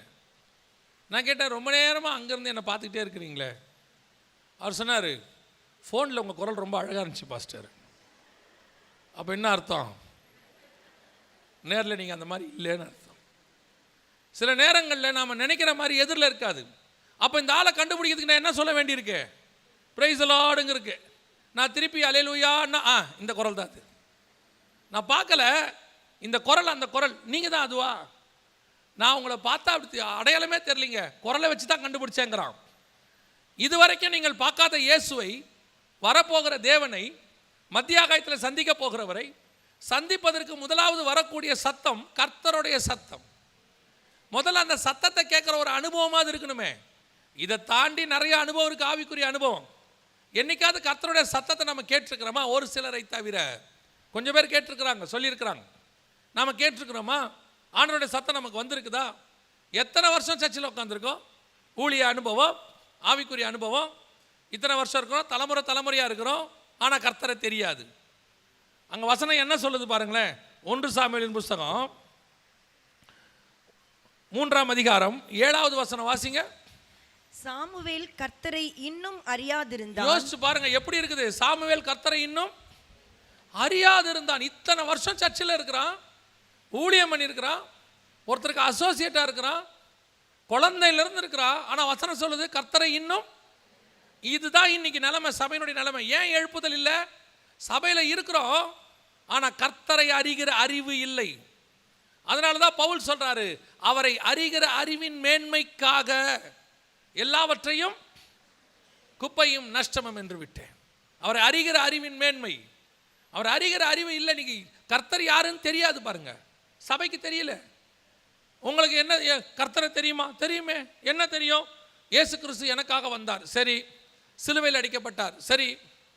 அதற்கு பிறகு அவர் எனக்காக மரித்தார், அப்புறம் எனக்காக உயிர்த்தார், அப்புறம் எனக்காக மீண்டும் வருவார். இதை நீங்கள் சொல்ல வேணாம், உலகத்தார் சொல்லுவாங்க.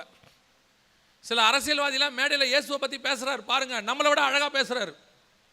வசனம் கோட் பண்ணிலாம் பேசுகிறாரு. ஏசாயா இப்படி சொல்லுகிறதுலாம் சொல்கிறார். பார்க்க நமக்கே ரொம்ப பயமாக இருக்குது. என்னடா இவரே வசனம் நல்லா பேசுகிறாரு, அந்த அளவுக்கு பேசுகிறாங்க. இயேசுவை உங்களுக்கு என்ன தெரியும்? எல்லாருக்கும் தெரிஞ்சதில்லை உங்களுக்கு. சில ஆட்கள் இருப்பாங்க, கணவர் இருப்பார், அவரை பற்றி அந்த ஊருக்கு கொஞ்சம் தெரியும். கேட்டு பாருங்க, இங்கே ஒருத்தர் இருக்கிறார் தெரியுமா? தெரியும். எப்படி? என்ன சொல்கிறீங்க? அவர் பைக் ஒன்று வச்சுருக்கிறாரு, தடன்னு வரும். அவர் ஒயிட் அண்ட் ஒயிட் தான் போடுவார். அவர் எப்போவும் முடிய இப்படி வாரி இருப்பார். இத்தனை மணிக்கு போவார், இத்தனை மணிக்கு வருவார். இது அந்த ஊரில் இருக்கிற எல்லாரும் சொல்லுவாங்க. ஆனால் அவரை பற்றி ஊருக்கு தெரியாததை யாருக்கு தெரியும்? மனைவிக்கு தெரியும். நடக்கிற நடைய வச்சே சொல்லும், எங்கள் வீட்டுக்கார் வர்றார். எப்படி சொல்கிறீங்க? அந்த செருப்பு தேயுது பாருங்க, அவரை தவிர வேறு யாரும் அந்த செருப்பை இப்படி தேய்க்கவே முடியாது. சில அம்மா சொல்லும், எங்கள் வீட்டுக்கார் வர்றார். எப்படி சொல்கிறீங்க? புல்லட் சவுண்டு பாருங்கள், தட தட தட தடன்னு வருது, அந்த சவுண்டு அவருடைய புல்லட் சவுண்டு. சிலர் சொல்லுவாங்க, எங்கள் வீட்டுக்கார் வரார். எப்படி சொல்கிறீங்க? அவர் போட்டிருக்கிற பெர்ஃப்யூம், அந்த வாசனை. இதுதான் ஊராருக்கு தெரியாதது யாருக்கு தெரியும்? மனைவிக்கு தெரியணும். அப்படி தெரிஞ்சாதான் மனைவி. அப்போ மணவாட்டியாக சபைக்கு மணவாளனாகிய இயேசு கிறிஸ்துவை குறித்து எல்லாருக்கும் தெரியுதுன்னா அது கர்த்தரை அறிகிற அறிவு கிடையாது. யாருக்கும் தெரியாதது என் தேவனை பற்றி எனக்கு தெரியும், இயேசுவை பற்றி எனக்கு தெரியும். இயேசு எப்போ எப்படி இருப்பார் யோசிச்சு பாருங்க. எலியாவுக்கிட்ட தேவனுடைய சுபாவத்தை கண்டுபிடிக்கிறான். கெபிக்குள்ள உட்காந்துக்கிட்டு அந்த பூமி அதிர்ச்சி கடந்து போது, வெளியே வரமாட்டேங்கிறான். பெருங்காற்று வீசுது, வரமாட்டேங்கிறான். அப்புறம் நெருப்பு வருது, வரமாட்டேங்கிறான். மெல்லிய சத்தம் வருது, முகத்தை மூடிக்கொண்டு வெளியே வரான். ஏன்? என் கர்த்தர் இப்போ கோபமாக இருக்கிறாரு, வெளியே போனால் அடிப்பார். எப்போ வெளியே போனால் அவர் அடிக்க மாட்டாருங்கிறதுக்கு அவன் வெயிட் பண்ணிகிட்டே இருக்கிறான். மெல்லிய சத்தம் கேட்குது. அப்போ எட்டி வெளியே பார்க்குறான். பார்த்து சொல்கிறான், கர்த்தாவே, இதுதான் கர்த்தரை அறிகிற அறிவு. அதான் கர்த்தரை அறிகிற அறிவு. இன்றைக்கி நம்ம தெரியுமா ஆண்டவர் எப்படி இருக்கிறார் தெரியுமா? உங்களுக்கு ரொம்ப சிம்பிளாகி போச்சு. தேவ சித்தம் என்னங்க? ஆண்டவர் என்ன சொல்கிறாரு, ஆண்டவர் என்ன நினைக்கிறாரு, நீங்கள் தான் எனக்கு ஜெபம் பண்ணி. எதுக்கு நீங்கள் உங்களுக்கு ஜெபம் பண்ணி சொல்லணும்? நீங்கள் என்ன பண்ணுவீங்க? ஆளாளுக்கு ஒரு ஊழியக்காரனை வேறு பிடிச்சி வச்சுக்கிறீங்க. உடனே அங்கே ஃபோன் அடிக்கிறது, இங்கே ஃபோன் அடிக்கிறது, அந்த டவருக்கு போகிறது, இங்கே போகிறது. ஆண்டவர் என்ன சொல்கிறார், எங்களை பற்றி என்ன சொல்கிறார், எதுக்குன்ற ஆண்டவர் என்ன சொல்கிறாருன்னு ஆண்டவர்கிட்டே கேளுங்க. எத்தனை வருஷம் ஆச்சு விசுவாசி ஆகி, இன்னும் கர்த்தரோடு கூட ஐக்கியம் இல்லையே, கர்த்தர்கிட்ட போய் கேட்குற அனுபவம் இல்லையே. உங்களை பொறுத்த வரைக்கும் ஞாயிற்றுக்கிழமை வந்துட்டு போய் கேட்டால் என்ன சொல்கிறாங்க தெரியுமா? எங்கள் கர்த்தரோட எப்படி பேசுறதுனே தெரியலிங்க. சொல்லி பாருங்கள், கல்யாணம் ஆகி 10 வருஷம் ஆகி எங்கள் வீட்டுக்கார்ட்ட எப்படி பேசுறதுனே எனக்கு தெரிலங்க. அப்புறம் கேட்பாங்க, இத்தனை வருஷம் என்ன குடும்பம் நடத்துனீங்கன்னு கேட்பாங்க. கேட்பாங்களா இல்லையா? எங்கள் வீட்டுக்காருக்கு என்ன பிடிக்கும் பிடிக்காதுன்னே எனக்கு தெரியாது. அப்போ கேட்பாங்க, கல்யாணம் ஆகி 5 வருஷம் ஆகுதுங்கிறீங்க, இன்னுமா தெரியல? சில அம்மாலாம் பாருங்கள், குழம்புல வெண்டைக்காவை போடாது. ஏன்? அவருக்கு பிடிக்காது. அது சொல்லும், அவருக்கு வெண்டைக்காய் போட்டால் பிடிக்காது. இதுதான் மணவாளனை அறிகிற அறிவு. இப்போ நீங்கள் என்ன கேட்குறீங்க? பக்கத்து வீட்டுக்கார மட்டும் போய் கேட்டுக்கிட்டு இருக்கீங்க, எங்கள் வீட்டுக்காரருக்கு குழம்பு வைக்க போகிறேன், அவருக்கு என்ன பிடிக்கும் கொஞ்சம் கேட்டு சொல்லுங்க. என்ன நினைப்பாங்க எல்லாரும்? இதைத்தான் இப்போ நீங்கள் செஞ்சுக்கிட்டு இருக்கிறீங்க. பிதாவின் சித்தம் என்ன, குமாரன் சித்தம் என்ன, கொஞ்சம் ஜெபம் பண்ணி சொல்லுங்கள். ஏன் நாங்கள் ஜெபம் பண்ணி சொல்லணும்? நீங்கள் தான் ஆண்டவராக இயேசு கிறிஸ்துவை ஏற்றுக்கொண்டு சொந்த ரட்சகராகி சபைக்கு வந்து வசனத்தை அறிகிற அறிவில் வந்து கர்த்தரை அறிகிற அறிவுக்குள்ளே வந்துட்டீங்க. இன்னும் தேவ சமூகத்துக்கு போகாமல் ஒரு சிலர் வந்து ஆவிக்குரிய சோம்பேறிகள். உட்காந்து ஜெபம் பண்ணுறதுக்கு நேரம் இல்லை, உபவாசிக்க நேரம் இல்லை. பாஸ்டர்கிட்ட வந்து சொல்கிறது, பாஸ்டர் எனக்காக நீங்கள் ஃபாஸ்டிங் போடுவீங்களா? எதுக்கு? உங்களுக்கு நாங்கள் ஏன் ஃபாஸ்டிங் போடணும்? எங்களுக்கு ஃபாஸ்டிங் போடவே நேரம் பத்தலை. எல்லாரும் சேர்ந்து வாங்க தேசத்துக்கு ஃபாஸ்டிங் போடுவோம்னா நியாயம். சரி, உங்களுக்கு ஃபாஸ்டிங் போடணும், எதுக்கு போடணும்? அமெரிக்காவிலேருந்து ஒரு மாப்பிள்ளை வருது, ஓகேவா இல்லையான்னு ஆண்டவர்கிட்ட கேட்டு சொல்லுங்கள். நீங்களே கேளுங்க, ஆண்டவர்கிட்ட போயிட்டு ஓகேவா இல்லையான்னு ஃபாஸ்டிங் போடுங்க. கல்யாணம் பண்ணிக்க போகிற அந்த அம்மாவை ஜெபம் பண்ண சொல்லுங்கள், கல்யாணம் பண்ணிக்க போகிற அந்த பையனை ஜெபம் பண்ண சொல்லுங்கள். டேய் இப்போ ஒழுங்காக ஜெபம் பண்ணுறா, இல்லைனா கடைசி வரைக்கும் நீ ஜெபம் பண்ண வேண்டி வரும். கல்யாணத்துக்கு முன்னாடி 3 நாள் நீ ஃபாஸ்டிங் போட்டால் பொழைச்ச, இல்லைனா கல்யாணத்துக்கு அப்புறம் சோறே கிடைக்காது, நீ ஜெபம் தான் பண்ணணும். சொல்லி பாருங்கள், கல்யாணத்துக்கு முன்னாடி அவன் ஜெபம் பண்ணுவான் கரெக்டாக. நீங்கள் உடனே ஊழியக்காரரை பிடிச்சிக்கிறது, நேராக போய் நீங்கள் தான் எப்படியாவது என் பொண்ணுக்கு கல்யாணம் ஆகுமா ஆவாதான்னு சொல்லணும். கவனித்துக் கொள்ளுங்கள், தேவனோடு கூட பேசுகிற அனுபவத்துக்கு நீங்கள் வரணும். தனிப்பட்ட முறையில் கர்த்தரோடு கூட ஒரு ரிலேஷன்ஷிப் இருக்கணும். சாமுவேல் கர்த்தரை இன்னும் அறியாது இருந்தான். இத்தனை வருஷம் ஆகி அதே நிலைமையில தான் நாம் இருக்கிறோம். இப்போ இன்றைக்கி ஆண்டவர்கிட்ட ஒப்பு கொடுக்கணும். ஆண்டவரே, உங்கள் சத்தம் என்னன்னு எனக்கு கேட்கணும், உங்களோடு கூட நான் நடக்கணும், உங்களோடு நான் பேசணும், உங்கள் கூட உட்காரணும், உங்கள் சித்தம் என்னென்னு அறியணும், உங்கள் இருதயத்தின் நினைவுகளை நான் அறிய வேண்டும். இப்படி நீங்கள் உங்கள் ஆவிக்குரிய வாழ்க்கையை நீங்கள் வளர்க்க தொடங்கிட்டீங்கனாலே எழுப்புதல் தானாய் வரும். அல்லேலூயா. 2வது, அதே 1 சாமுவேலின் புஸ்தகம் 3ஆம் அதிகாரம் 8வது வசனம் வாசி. கர்த்தர் மறுபடியும் 3ஆம் விசை சாமுவேலே என்று கூப்பிட்டார். அவன் எழுந்திருந்து ஏலியினிடத்தில் போய், இதோ இருக்கிறேன், என்னை கூப்பிட்டீரே என்றான். அப்பொழுது கர்த்தர் பிள்ளையாண்டானை கூப்பிடுகிறார் என்று ஏலி அறிந்து. கவனிங்க, 2வது இதே வசனம் தான். இப்போ சாமுவேல் போய் யாரை கேட்டாரு? யாரை கேட்டாரு? ஏலியை கேட்குறாரு. என்ன கேட்டாரு? என்னை கூப்பிட்டீரே. சரி, இவர் ஏன் ஏலியை கேட்டாரு? இவர் ஏன் ஏலியை கேட்டார்? ஏலியோடைய சத்தமும் சாமுவேல் ஆண்டவருடைய சத்தமும் ஒரே சத்தமா? ஆண்டவர் பேசும்போது ஏலியினுடைய சவுண்டில் பேசியிருப்பாரா, அவர் சவுண்டில் பேசியிருப்பாரா? அவர் சவுண்டில் பேசியிருப்பார். இப்போ ஏன் இவர் போய் ஏலியை கேட்டார்? அதுக்கு ஒரு ஆப்ஷன் இருக்குது. என்ன ஆப்ஷன்? அந்த இடத்துல வேறு யாருமே இல்லை. அந்த இடத்துல யார் தான் இருக்கிறா? ஏலி மட்டும்தான் இருக்கிறாரு. ஒருவேளை யார் கூப்பிட்டுருக்கலாம்? ஏலி கூப்பிட்டுருக்கலாம். ஃபஸ்ட்டு டைம் நியாயம், முதல் தடவை நியாயம். அந்த 8வது வசனம் என்ன சொல்லுது? 3ஆம் விசை. முதல் தடவை கூப்பிடுறாரு. இவர் ஒருவேளை டவுட், யாருமே இல்லை, ஏலி தான் இருக்கிறாரு. சரி, ஓகே, ஏலிக்கிட்ட போய் என்னை கூப்பிட்டீரே. ஏலி சொல்கிறாரு, இல்லை, போய் படுத்துக்கொள். 2வது விசை கூப்பிடுறாரு. இப்போ சாமுவேல் நேராக போய் ஏலிக்கிட்ட கேட்குறாரு. ஏலி சொல்கிறாரு, இல்லைப்பா, நான் கூப்பிடலப்பா, போ. 3வது தடவை கர்த்தர் சாமுவேலே சாமுவேலே என்றார். இப்போவும் எழுந்திரிச்சு போய் எங்கே போகிறாரு? ஏலிக்கிட்ட போய் என்னை கூப்பிட்டீரே. ஒருவேளை ஏலி நான் உன்னை கூப்பிடல, போய் படுத்துக்கோ அப்படின்னு சொன்னால், 4வது தடவை சாமுவேலே சாமுவேல்னாலும் சாமுவேல் எங்கே தான் போயிருப்பார்? ஏலிக்கிட்ட தான் போயிருப்பார். ஏன்னா 3வது தடவை ஏலி சொல்லிட்டார். இப்போ கர்த்தர் கூப்பிடுகிறார் என்று அறிந்து அவன் அடுத்து என்ன சொல்கிறான்? கர்த்தர் வந்து நின்று முன்பு போல அதுக்கு என்ன சொல்கிறான்? கர்த்தாவே சொல்லும், அடியேன் கேட்கிறேன் என்று சொல் என்றான். ஒருவேளை இந்த தடவை வந்துச்சுன்னா போய் என்ன செய்ய? கர்த்தாவே சொல்லுகிறேன்னு சொல்லி ஏலி சொல்லி கொடுக்குறாரு. ஒருவேளை ஏலி சொல்லி கொடுக்காவிட்டா சாமுவேல் என்ன பண்ணியிருப்பார்? 4வது தடவையும் நேராக ஏலிக்கிட்ட வருவார், என்னை கூப்பிட்டீரே. 40வது தடவை கூப்பிடும் போது எங்கே வருவார்? அப்போ என்ன அர்த்தம்? சாமுவேலுக்கு கர்த்தருடைய சத்தம் தெரியலங்கிறது ஒரு உண்மை. இன்னொரு பக்கம் அவனுக்கு ஏலியின் சத்தமும் சரியாக தெரியல. ஏலியின் சத்தமாக அவனுக்கு என்ன செய்யலை? இது வரைக்கும் ஒழுங்காக அவன் புரிஞ்சிக்கல ஏலியின் சத்தத்தை. ஏலியின் சத்தம் அவனுக்கு தெரிந்திருக்குமானால் கூப்பிடும் போதே அவன் சொல்லியிருப்பான், யாரோ என்னை கூப்பிட்றாங்கன்னு இருப்பான். நான் சொல்கிறது புரியுதா? வீட்டில் படுத்துக்கிட்டு இருக்கிறீங்க, கணவன் மனைவி பக்கத்தில் படுத்துக்கிட்டு இருக்கிறீங்க. அந்த நேரத்தில் கிச்சனில் டம்முன்னு ஒரு சவுண்டு வருது. நீங்கள் கணவரை எழுப்பி கிச்சனில் எதுவும் உருட்டினீங்க அப்படின்னா எப்படி இருக்கும்? அவர் நான் இல்லைம்மான்னு படுத்துட்டார். திருப்பி ஒரு சவுண்டு, திருப்பி அவர் எழுப்பி நீங்கள் நடந்தீங்க தானே. அவர் சொல்லுவார், லூசு, நான் இங்கே தானே படுத்திருக்கேன், நான் நடந்தா உனக்கு தெரியாது. ஏலிக்கிட்டே கேட்குறாரு, என்ன கூப்பிட்டீங்களா, என்ன கூப்பிட்டீங்களா? அவன் சொல்லிட்டான், நான் இல்லைடா, நான் கூப்பிடல. ஒரு தடவைக்கு 2 தடவை, 2 தடவைக்கு 3 தடவை. அதோடைய அர்த்தம் என்ன? ஒரு புறம் சாமுவேலுக்கு கர்த்தருடைய சத்தம் தெரியாது, ஏன்னா கர்த்தரை அறியாது இருந்தான், விட்டுருங்க. இப்போ யார் சத்தமும் அவனுக்கு சரியா தெரியல. இத்தனை வருஷம் யார் கூட வாழ்ந்திருக்கிறான்? ஏலி கூட தான் வாழ்ந்திருக்கிறான். ஆனால் கூப்பிட்ற சத்தம் யார் சத்தம் இல்லைன்னு அவனுக்கு தெரியல. யார் சத்தம் வேணா இருக்கட்டும், ஆனால் அது ஏலி சத்தம் இல்லை. இதுதான் இன்னைக்கு சபையினுடைய 2வது நிலைமை.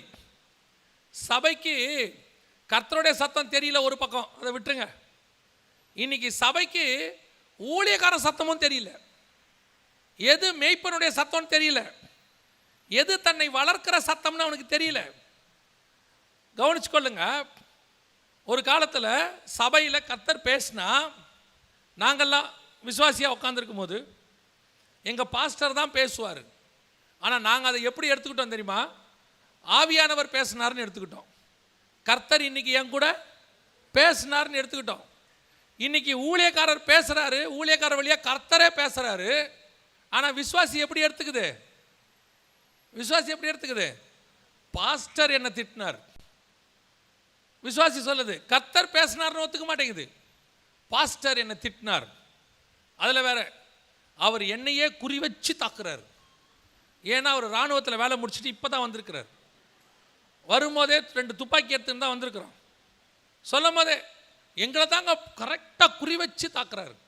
எங்கள் குடும்பத்தையே தான் கார்னர் பண்ணுறாரு. சில ஆட்கள் அப்படி இருக்கிறாங்க, ஒன்றும் சொல்ல முடியாது. ஆனால் பெரும்பாலும் இன்னைக்கு கடைசி காலத்தில் கர்த்தர் சபையில் பேசினா கூட விசுவாசி கர்த்தர் பேசினார்னு ஒத்துக்க மாட்டேங்குது. கர்த்தர் என்னோட கூட இடைப்பட்டார்னு ஒத்துக்க மாட்டேங்குது. என்ன அவர் திட்டினாரு, இவர் திட்டினாரு. அப்போ என்ன அர்த்தம்? எது கர்த்தருடைய சத்தம், எது மனுஷ சத்தம் யாருக்கு தெரியல? விசுவாசிக்கு தெரியல. இங்கே நாங்கள் சொல்லும் போது பாஸ்டர் திட்டினார்னு உங்களுக்கு தெரிஞ்சுக்குது. இங்கேருந்து போய் இன்னொருத்தங்கிட்ட எங்களை போட்டு கொடுக்குது. ஒரு காலத்தில் எங்களுக்கு ஏதாவது வெளியே இருக்கிறவங்க நிறைய ஊழியக்காரங்க பேசுவாங்க செய்திகள், அதை கேட்கும் போது சந்தேகம் வரும். சந்தேகம் வந்தால் நாங்கள் என்ன பண்ணுவோம், நேராக எங்கள் ஊழியக்கார்ட்ட வருவோம். வந்து பாஸ்டர் எனக்கு இந்த மாதிரி சொல்கிறாங்க, இது சரியா தப்பான்னு எங்கள் ஊழியக்காரர்கிட்டையோ அசோசியேட்கிட்டையோ கேட்போம். அவங்க எங்களுக்கு அதை கிளியர் பண்ணுவாங்க. இப்போ என்னன்னு கேட்டிங்கன்னா, சபையில் நம்ம பேசுகிறோம், இது நேராக வெளியே ஒருத்தர்கிட்ட போகுது. எங்கள் பாஸ்டர் இப்படி பேசினாரு, சரியா தப்பா? இது யார் சத்தத்தை நம்புது? பாஸ்டர் பேசுறது மனுஷ சத்தம். இதுவே வெளியே இருக்கிற ஒருத்தர் சொல்லிட்டானா அது என்ன சத்தம்? தேவ சத்தம். இன்னைக்கு எது மெய்ப்பன் சத்தம்னு யாருக்கு தெரியல? விசுவாசிக்கு தெரியல. பேசுறது கர்த்தர், அது மனுஷன் நினச்சிக்கிட்டு நேராக போய் கேட்குறான், என்னை கூப்பிட்டீரே. இன்னைக்கு அதான் நிலைமை. இன்னைக்கு விசுவாசிக்கு ஒன்று தெரியணும், எது மனுஷ சத்தம், எது தேவ சத்தம், அது உங்களுக்கு தெரியணும் முதல்ல. இதுக்கு பைபிளில் வந்து ஒரு மிக முக்கியமான ஒரு வரம் இருக்குது. கடைசி காலத்தில் நான் எல்லாருக்கிட்டையுமே சொல்கிறேன், இந்த வரம் அத்தனை பேரும் கேளுங்க ஆண்டவர்கிட்ட. இது ரொம்ப முக்கியமான வரம். இந்த காலத்தில் ஆவிகளை பகுத்தறிகிற வரம். இந்த வரம் கண்டிப்பாக இருக்கணும். எதுக்குன்னா, இன்னைக்கு எல்லாமே பார்க்கறதுக்கு ஊழியக்காரன் மாதிரி தான் இருப்பான். எல்லாம் பைபிள் கொண்டு வரான். ஒரு வசனம் வாசிங்க, நான் இப்போ உங்களுக்கு சொல்கிறேன். வசனத்துலேருந்து தான் நான் இதை உங்களுக்கு சொல்கிறேன். வெளிப்படுத்தின விசேஷம் 13ஆம் அதிகாரம் 11வது வசனத்தை வாசிங்க. வெளிப்படுத்தல் 13:11 வாசிங்க. பின்பு வேறொரு மிருகம் பூமியிலிருந்து எழும்ப கண்டேன். அது ஒரு ஆட்டுக்குட்டிக்கு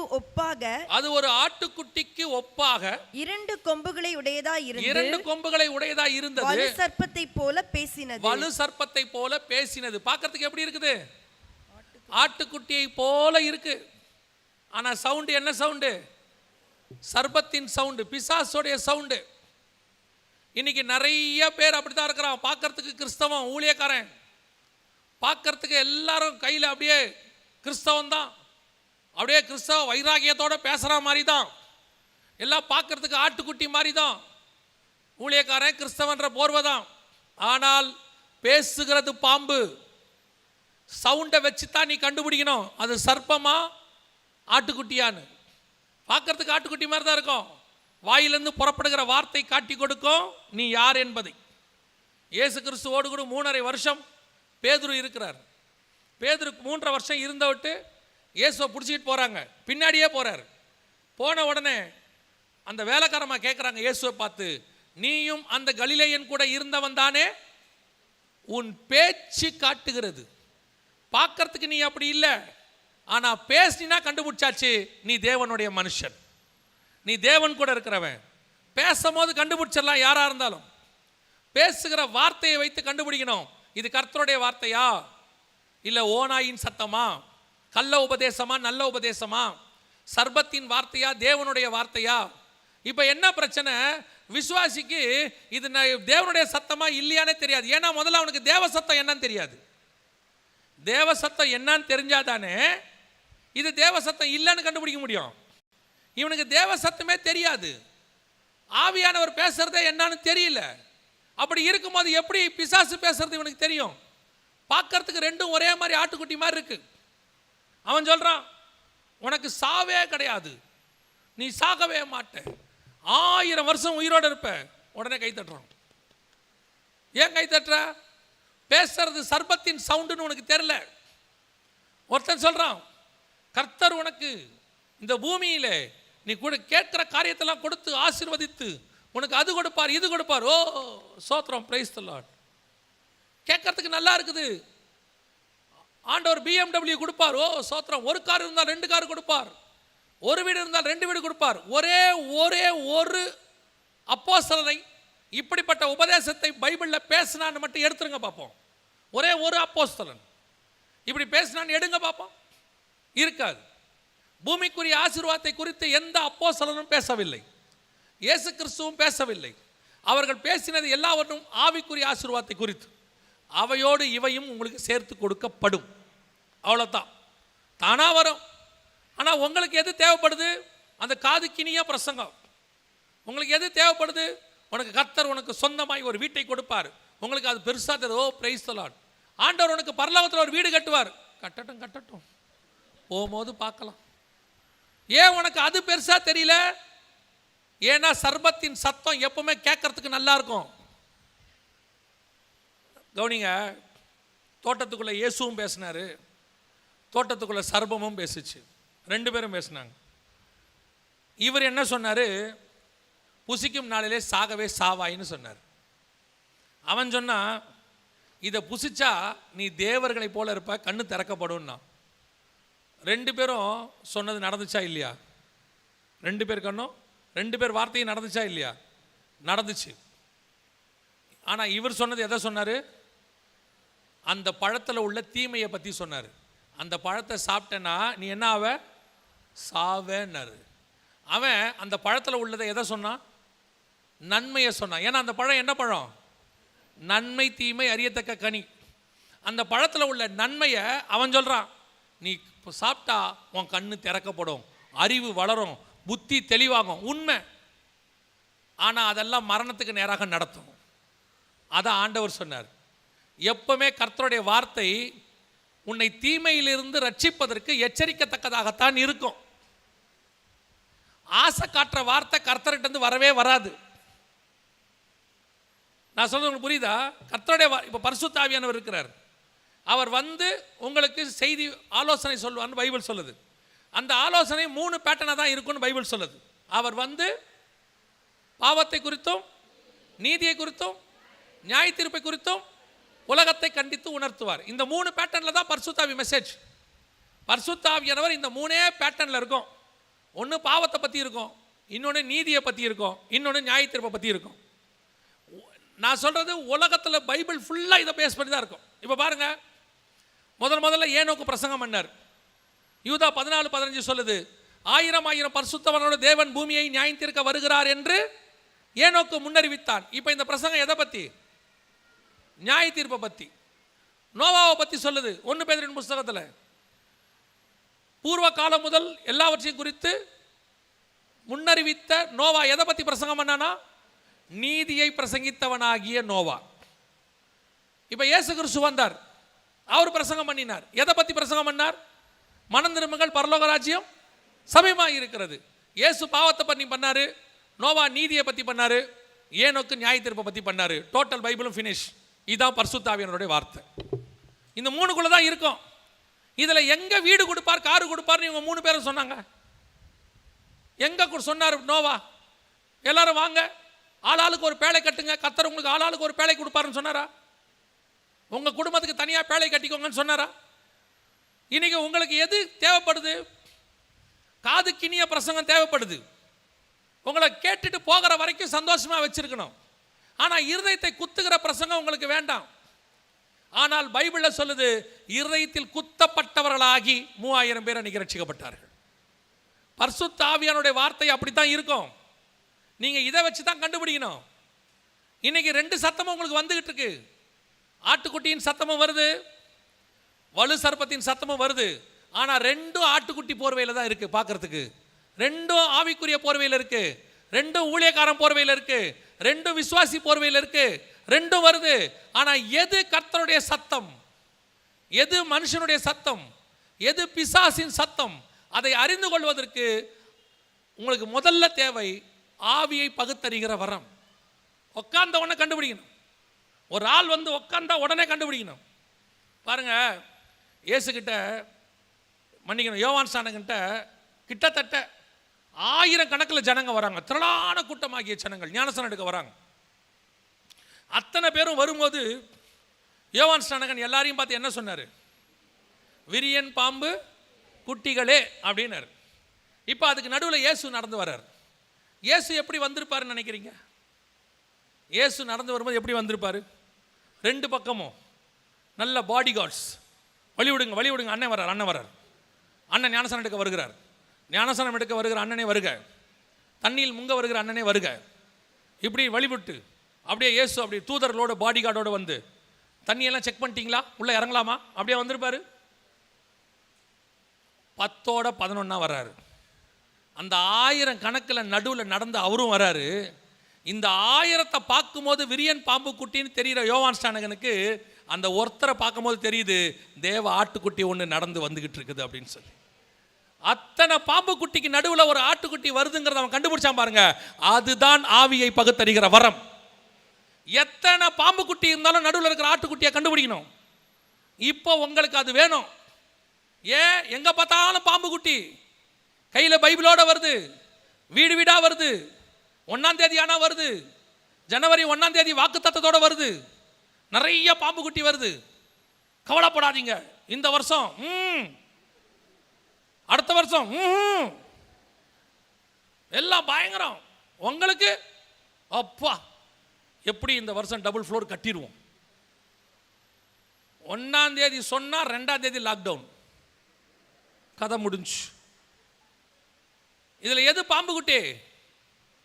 வர்றதுக்கு முன்னாடியே ஒருத்தன் கத்திக்கிட்டு இருக்கிறோம், அடுத்து கொள்ளை நோய் வரும், உலகம் ஃபுல்லாக பாதிக்கப்படும், உங்களுக்கே வந்து சொல்லிட்டு போயிருக்கிறோம் பெரிய கொள்ளை நோய் வரும்னு. சொல்லும் போது நாங்கள் உங்களுக்கு பாம்பு குட்டி மாதிரி தெரிஞ்சோம் இல்லை? இவர் வந்தால் எப்பவும் இப்படி தான் பயமுறுத்திட்டு போவார். இந்த ஆள் வந்துட்டு போனால் 3 நாள் தூக்கமே வர மாட்டேங்குது. ஒரு நல்ல வார்த்தை எதையாவது பேசுகிறீங்களா அப்படின்னு கேட்டிய. எது வந்துச்சு? எச்சரிப்பு கொடுக்கப்பட்டது தான் வந்துச்சு. நல்லா தெரிஞ்சுக்கொள்ளுங்க, எது கர்த்தருடைய சத்தம்னு உங்களுக்கு தெரியணும், எது ஆவியானவர் பேசுகிறாருன்னு தெரியணும். நீங்கள் இந்த காதுக்கினிய பிரசங்கத்தை கேட்டு கேட்டு கேட்டு 10-15 வருஷமா அந்த டிவிலையும் அதுலேயும் இதுலேயும் வந்து உங்களுக்கு இப்போ அதுதான் பெருசாக தெரியுது. அதான் ரொம்ப ஆச்சரியமாக பார்க்குறேன். தயவு செய்து ஆண்டவர்கிட்ட கேளுங்க. சில ஆட்கள் பேச அன்றைக்கெல்லாம் அப்போஸ்தலர் காலத்துலலாம் எப்படி கண்டுபிடிச்சாங்களா தெரியுமா? ஒரு புக்கில் இருக்குது, அந்த ப்ரூஃபை கூட அன்றைக்கி எடுத்து ஒரு சகோதரன் அனுப்பினார். அப்போஸ்தலர் காலத்தில் இந்த மாதிரி மீடியாலாம் கிடையாது, நிறைய சர்ச்சஸ் கிடையாது, சபைகளே ஸ்தாபிக்கப்படலை. எவனை பார்த்தாலும் அன்றைக்கி அப்போஸ்தலன் சொல்லிப்பானா, யாரை கேட்டாலும் நான் அப்போஸ்தலன் அப்படின்பானா. இன்றைக்கி சொல்கிறானே ஊழியக்காரன் கையினா. இப்போ இருக்கிறதுலே ரொம்ப ஈஸியாக ஆகுறது என்ன தெரியுமா? ஒரு 5 வருஷத்துக்கு முன்னாடி ரொம்ப ஈஸியாக ஆகுறது எதுனா எவாஞ்சலிஸ்ட். ஒரு 4 வசனம் நல்லா சொல்ல தெரிஞ்சிட்டா போதும், கையில் ஒரு பேக் எடுத்துகிட்டு கிளம்பிடலாம், நான் எவாஞ்சலிஸ்ட்.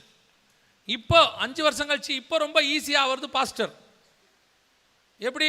யாரையாவது திட்டி பாருங்க, வீட்லேயே சர்ச்சை ஆரம்பிச்சிட்றான். இப்போ அவர் பாஸ்டர் ஆயிடுறாரு. அதனால் அந்த காலத்தில் முதல் நூற்றாண்டில் ஈஸியாக எது ஆனாங்கன்னா அப்போஸ்தலர். அப்போ உண்மையான அப்போஸ்தலரையும் பொய்யான அப்போஸ்தலரையும் எப்படி கண்டுபிடிக்கிறது?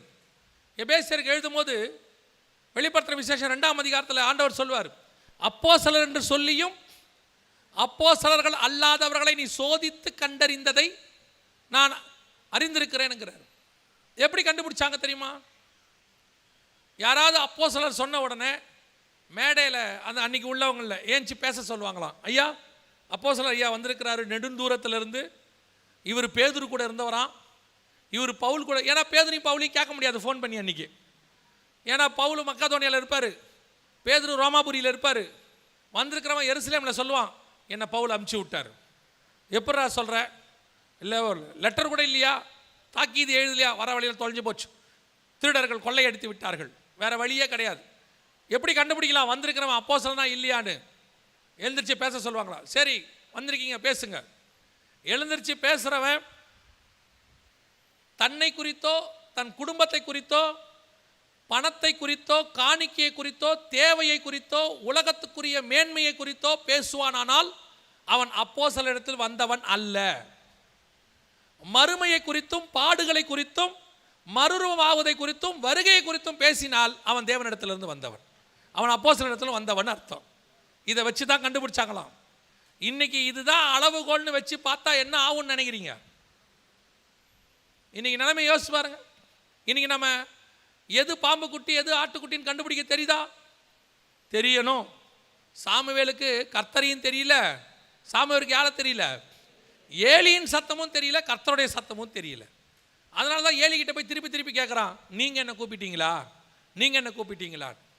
கடைசியாக ஒரு காரியத்தை சொல்லிவிட்டு நான் முடிக்க விரும்புகிறேன். வாசிங்கள், அதே வசனத்தை திருப்பி வாசிங்கள். 1 சாமுவேல் 3:8 வாசிங்க பார்ப்போம். கர்த்தர் மறுபடியும் 3ஆம் விசை சாமுவேலே என்று கூப்பிட்டார். சாமுவேலே என்று கூப்பிட்டார். அவன் எழுந்திருந்து ஏலியினிடத்தில் போய், இதோ இருக்கிறேன், என்னை கூப்பிட்டீரே என்றான். நல்லா கவனிங்க, 3 தடவை கர்த்தர் கூப்பிடுறார், சாமுவேலே சாமுவேலேன்னு கூப்பிடுறார். 3 தடவையும் சாமுவேல் போய் ஏலியை கேட்கிறார், என்னை கூப்பிட்டீரேன்னு சொல்லி. 4வது தடவை கூப்பிட்றதுக்கு முன்னாடி ஏலி சொல்லி அனுப்புகிறாரு, போ சொல்லும் கர்த்தாவே அடியேன் கேட்கிறேன்னு சொல்லுன்னு சொல்கிறார். இப்போ 4வது தடவை கர்த்தர் கூப்பிடுறாரு. கூப்பிட்ட உடனே சாமுவேல் சொல்லும் கர்த்தாவே அடியேன் கேட்கிறேன்னு சொன்ன உடனே அப்பொழுது கர்த்தர் வந்து நின்று முன்பு போலவே கூப்பிட்டார். அடுத்தவன் சொல்லும் அடியேன் கேட்கிறேன் என்றான். கர்த்தர் சாமுவேலை நோக்கி 11வது வசனம், இதோ நான் இஸ்ரவேலிலே ஒரு காரியம் செய்வேன். இப்போ ஆண்டவர் பேச ஆரம்பிக்கிறார். ஏன் 3 தடவையும் கர்த்தர் ஒரு தடவை கூட சாமுவேலுக்கிட்ட நான் கர்த்தர் பேசுகிறேன்னு சொல்லலை? நான் சொல்கிறது உங்களுக்கு புரியுதா? முதல் தடவை சாமுவேலே சாமுவேலேன்னாரு, இவன் ஏலிக்கிட்ட போனான், வந்தார், வந்து படுத்துக்கிட்டார். இப்போ 2வது தடவை சாமுவேலே சாமுவேலே, அவரும் போயிட்டு வரான். 3வது தடவை சாமுவேலே சாமுவேலே, திருப்பியும் போயிட்டு வரான். 4வது தடவை சாமுவேலே சாமுவேலே. இப்போ அவன் சொல்கிறான், சொல்லும் கர்த்தாவே. ஏன் ஒரு தடவை கூட சாமுவேலே நான் கர்த்தர் பேசுகிறேன், ஒரு தடவை கூட சாமுவேலே நான் கூப்பிட்றேன் அவங்ககிட்ட போயிட்டு வரியே, நான் கர்த்தர் பேசுகிறேன்பா ஏன் சொல்லலை? சில ஆட்கள் பண்ணுவான், பார்த்துருக்கீங்களா? உங்களுக்கு ஃபோனை பண்ணிவிட்டு நான் யார் பேசுகிறேன் தெரியுதா? நமக்கு எப்படி இருக்கும்? நம்ம முக்கியமான வேலையில் இருப்போம், அந்த நேரம் ஃபோன் பண்ணி, அது அன்னோன் நம்பராக இருக்கும், எங்கே கண்டுபிடிங்க பார்ப்போம் அப்படிமா. எனக்கு ஒருத்தர் ஃபோன் பண்ணார். ஃபோன் பண்ணி,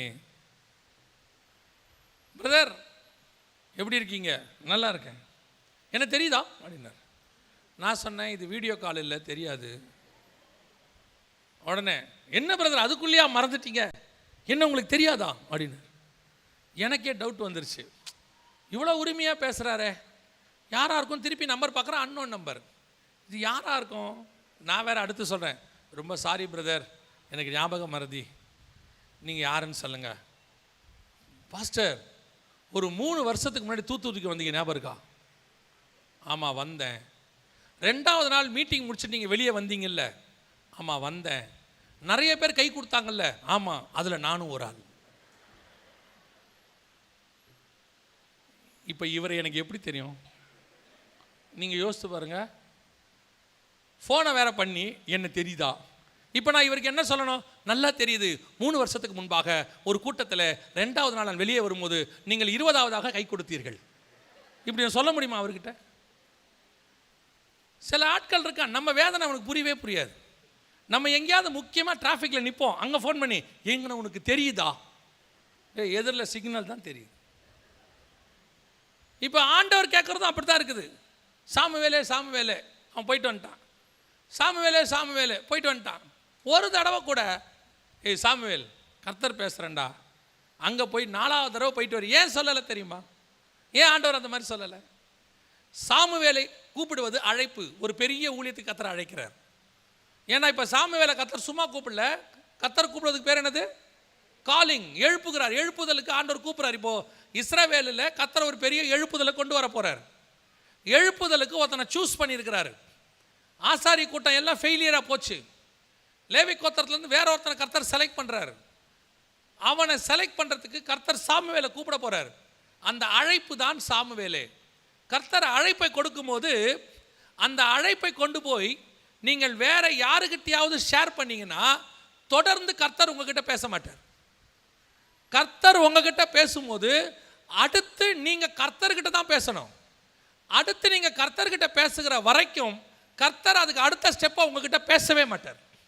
இதுதான் ஃபார்முலா. அங்கே இப்போ பாருங்க, ஏலிகிட்ட போகிற வரைக்கும் கர்த்தர் பேசலை. ஏலிகிட்ட போயிட்டு வந்து சொல்லும் கர்த்தாவே அடியேன் கேட்குறேன்னு சொன்ன உடனே கர்த்தர் சொல்கிறாரு, நான் இஸ்ரவேலிலே ஒரு பெரிய காரியம் செய்ய போகிறேன், உன்னை தான் சூஸ் பண்ணியிருக்கிறேன், ஏலி குடும்பத்தை தள்ளிட்டேன்.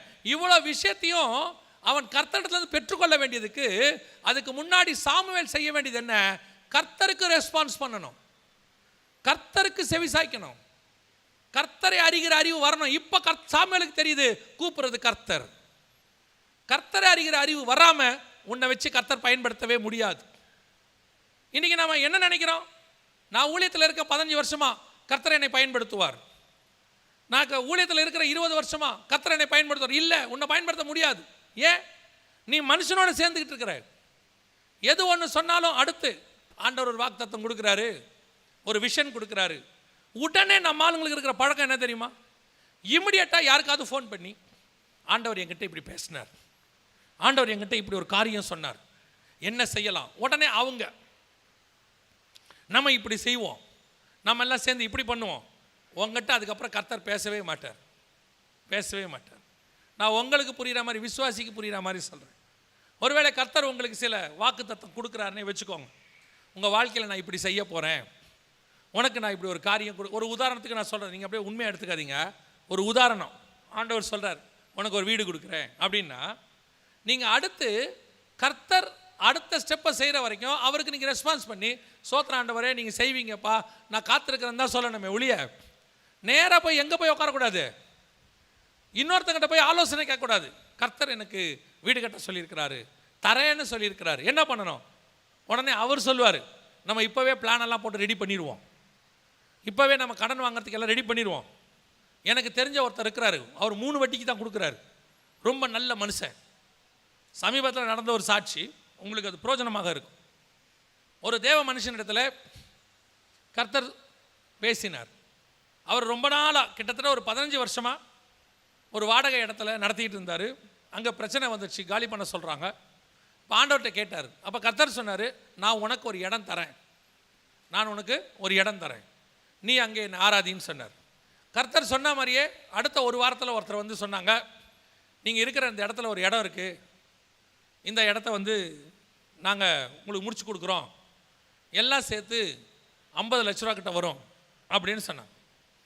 இவர் என்ன பண்ணார்? உடனே போய், இது நடந்த சம்பவம் உங்கள் ஊருக்கு பக்கத்தில் தான் நடந்துச்சு. உடனே இவர் என்ன பண்ணார்? போய் சபையில் சொன்னார். ஒரு கமிட்டியை போட்டாங்க, ஒரு 10 பேர் வந்தாங்க. எல்லாருமே பெரிய பெரிய ஆட்கள், அறிவாளிகள், படித்த ஜீவ அப்படியே அறிவு கொழுந்து விட்டு எறிகிறவங்க எல்லாரும் வந்தாங்க. ஜெபம் பண்ணாங்க. பாஸ்டர், இது ஒரு பெரிய பிரச்சனையே இல்லை பாஸ்டர், நாங்கள் 10 பேர் இருக்கிறோம், ஆளுக்கு 5 லட்சம் எங்கள் ஆஃபீஸில் என்ன பண்ணுறோம், லோன் போட்டு எடுத்து கொடுக்குறோம், ஒரு வாரத்தில் லோன் சாங்ஷன் ஆயிரும், வாங்கி கொடுத்துறோம், 50 லட்சத்தை கொடுத்து இடத்த வாங்கிடுவோம், நீங்கள் கொஞ்சம் கொஞ்சமாக எங்கள் 10 பேருக்கும் நீங்கள் கடனை அடைச்சிருங்க. அவங்க சொல்கிறாங்க, இந்த காரியம் அவருக்கு நலமாய்ப்பட்டது, ஜோமன்லாம் நினைக்கிறாரு. ஆண்டவர் சொன்னாராம், அந்த இடத்த விட்டு எஞ்சி முதல்ல வெளியே போன்னு சொன்னாராம். லிட்டரலாக ஆண்டவர் சொன்னாராம், அந்த இடத்த விட்டு எஞ்சி வெளியே போ அப்படின்னு. இப்போ இவர் பண்ணியிருக்கிறாரு, சரி நம்ம இது கொண்டு தொடர்ந்து பேசுவோம், ஜோம் பண்ணுவோன்னு சொல்லிட்டு வந்துட்டார். திருப்பி வீட்டுக்கு வந்துக்கிட்டு இருக்கிறாரு. ஆண்டவர் சொன்னாராம், நான் தானே உனக்கு இடம் தரேன்னு சொன்னேன், நானே தருவேன், போய் வேலையை பாருங்கன்னாராம். அந்த ஊழியரும் எதுக்கு இதுக்கு மேலே நம்ம நேராக போயிடுவோன்னு சொல்லிட்டு வீட்டுக்கு போயிட்டார். போயிட்டு ஞாயிற்றுக்கிழமை ஆராதனையை முடிச்சிட்டாரு, வீட்டுக்கு வந்துட்டார். வீட்டுக்கு வந்த பிறகு ஒரு ஃபோன் வருது, பாஸ்டர் நாங்கள் வந்து கொஞ்சம் தூரத்துலேருந்து உங்கள் சபைக்கு வந்தோம், ஏற்கனவே ஒரு தடவை வந்திருக்கிறோம், நேற்று ஆண்டவர் எங்ககிட்ட சொன்னார் உங்கள் சபைக்கு போக சொல்லி, நாங்கள் வந்தோம், வந்துட்டு ஆராதனை முடிச்சுட்டு வந்துட்டோம். ஆனால் ஒரே ஒரு விஷயம், காணிக்கை பெட்டியில் கொஞ்சம் விலை உயர்ந்த காணிக்கை போட்டிருக்கிறோம், அதனால் அவர் மிஸ்யூஸ் ஆகிடக்கூடாது, நீங்கள் கொஞ்சம் பார்த்து பத்திரமா எடுத்து வச்சுருங்க. இவர் போய் காணிக்கை பெட்டியை திறந்து பார்த்துருக்கிறாரு.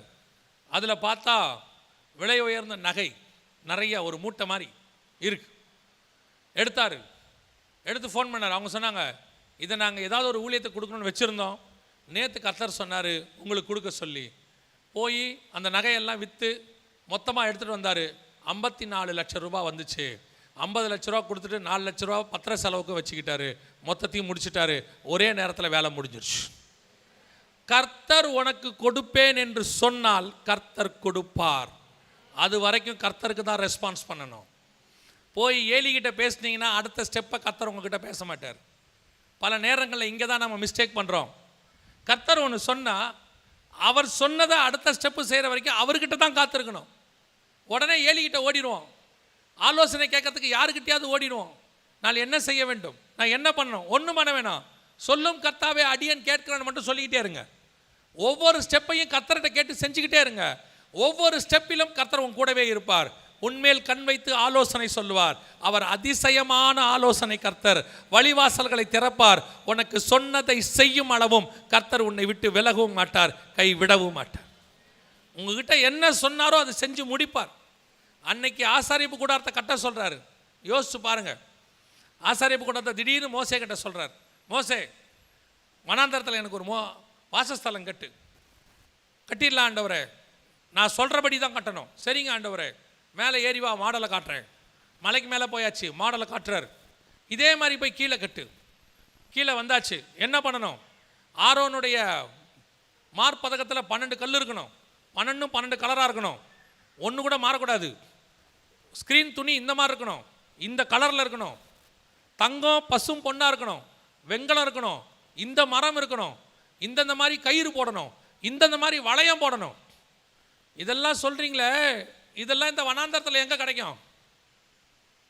இவ்வளவும் வனாந்தரத்தில் எங்கே கிடைக்கும்? எங்கே போய் பர்ச்சேஸ் பண்ணுறது?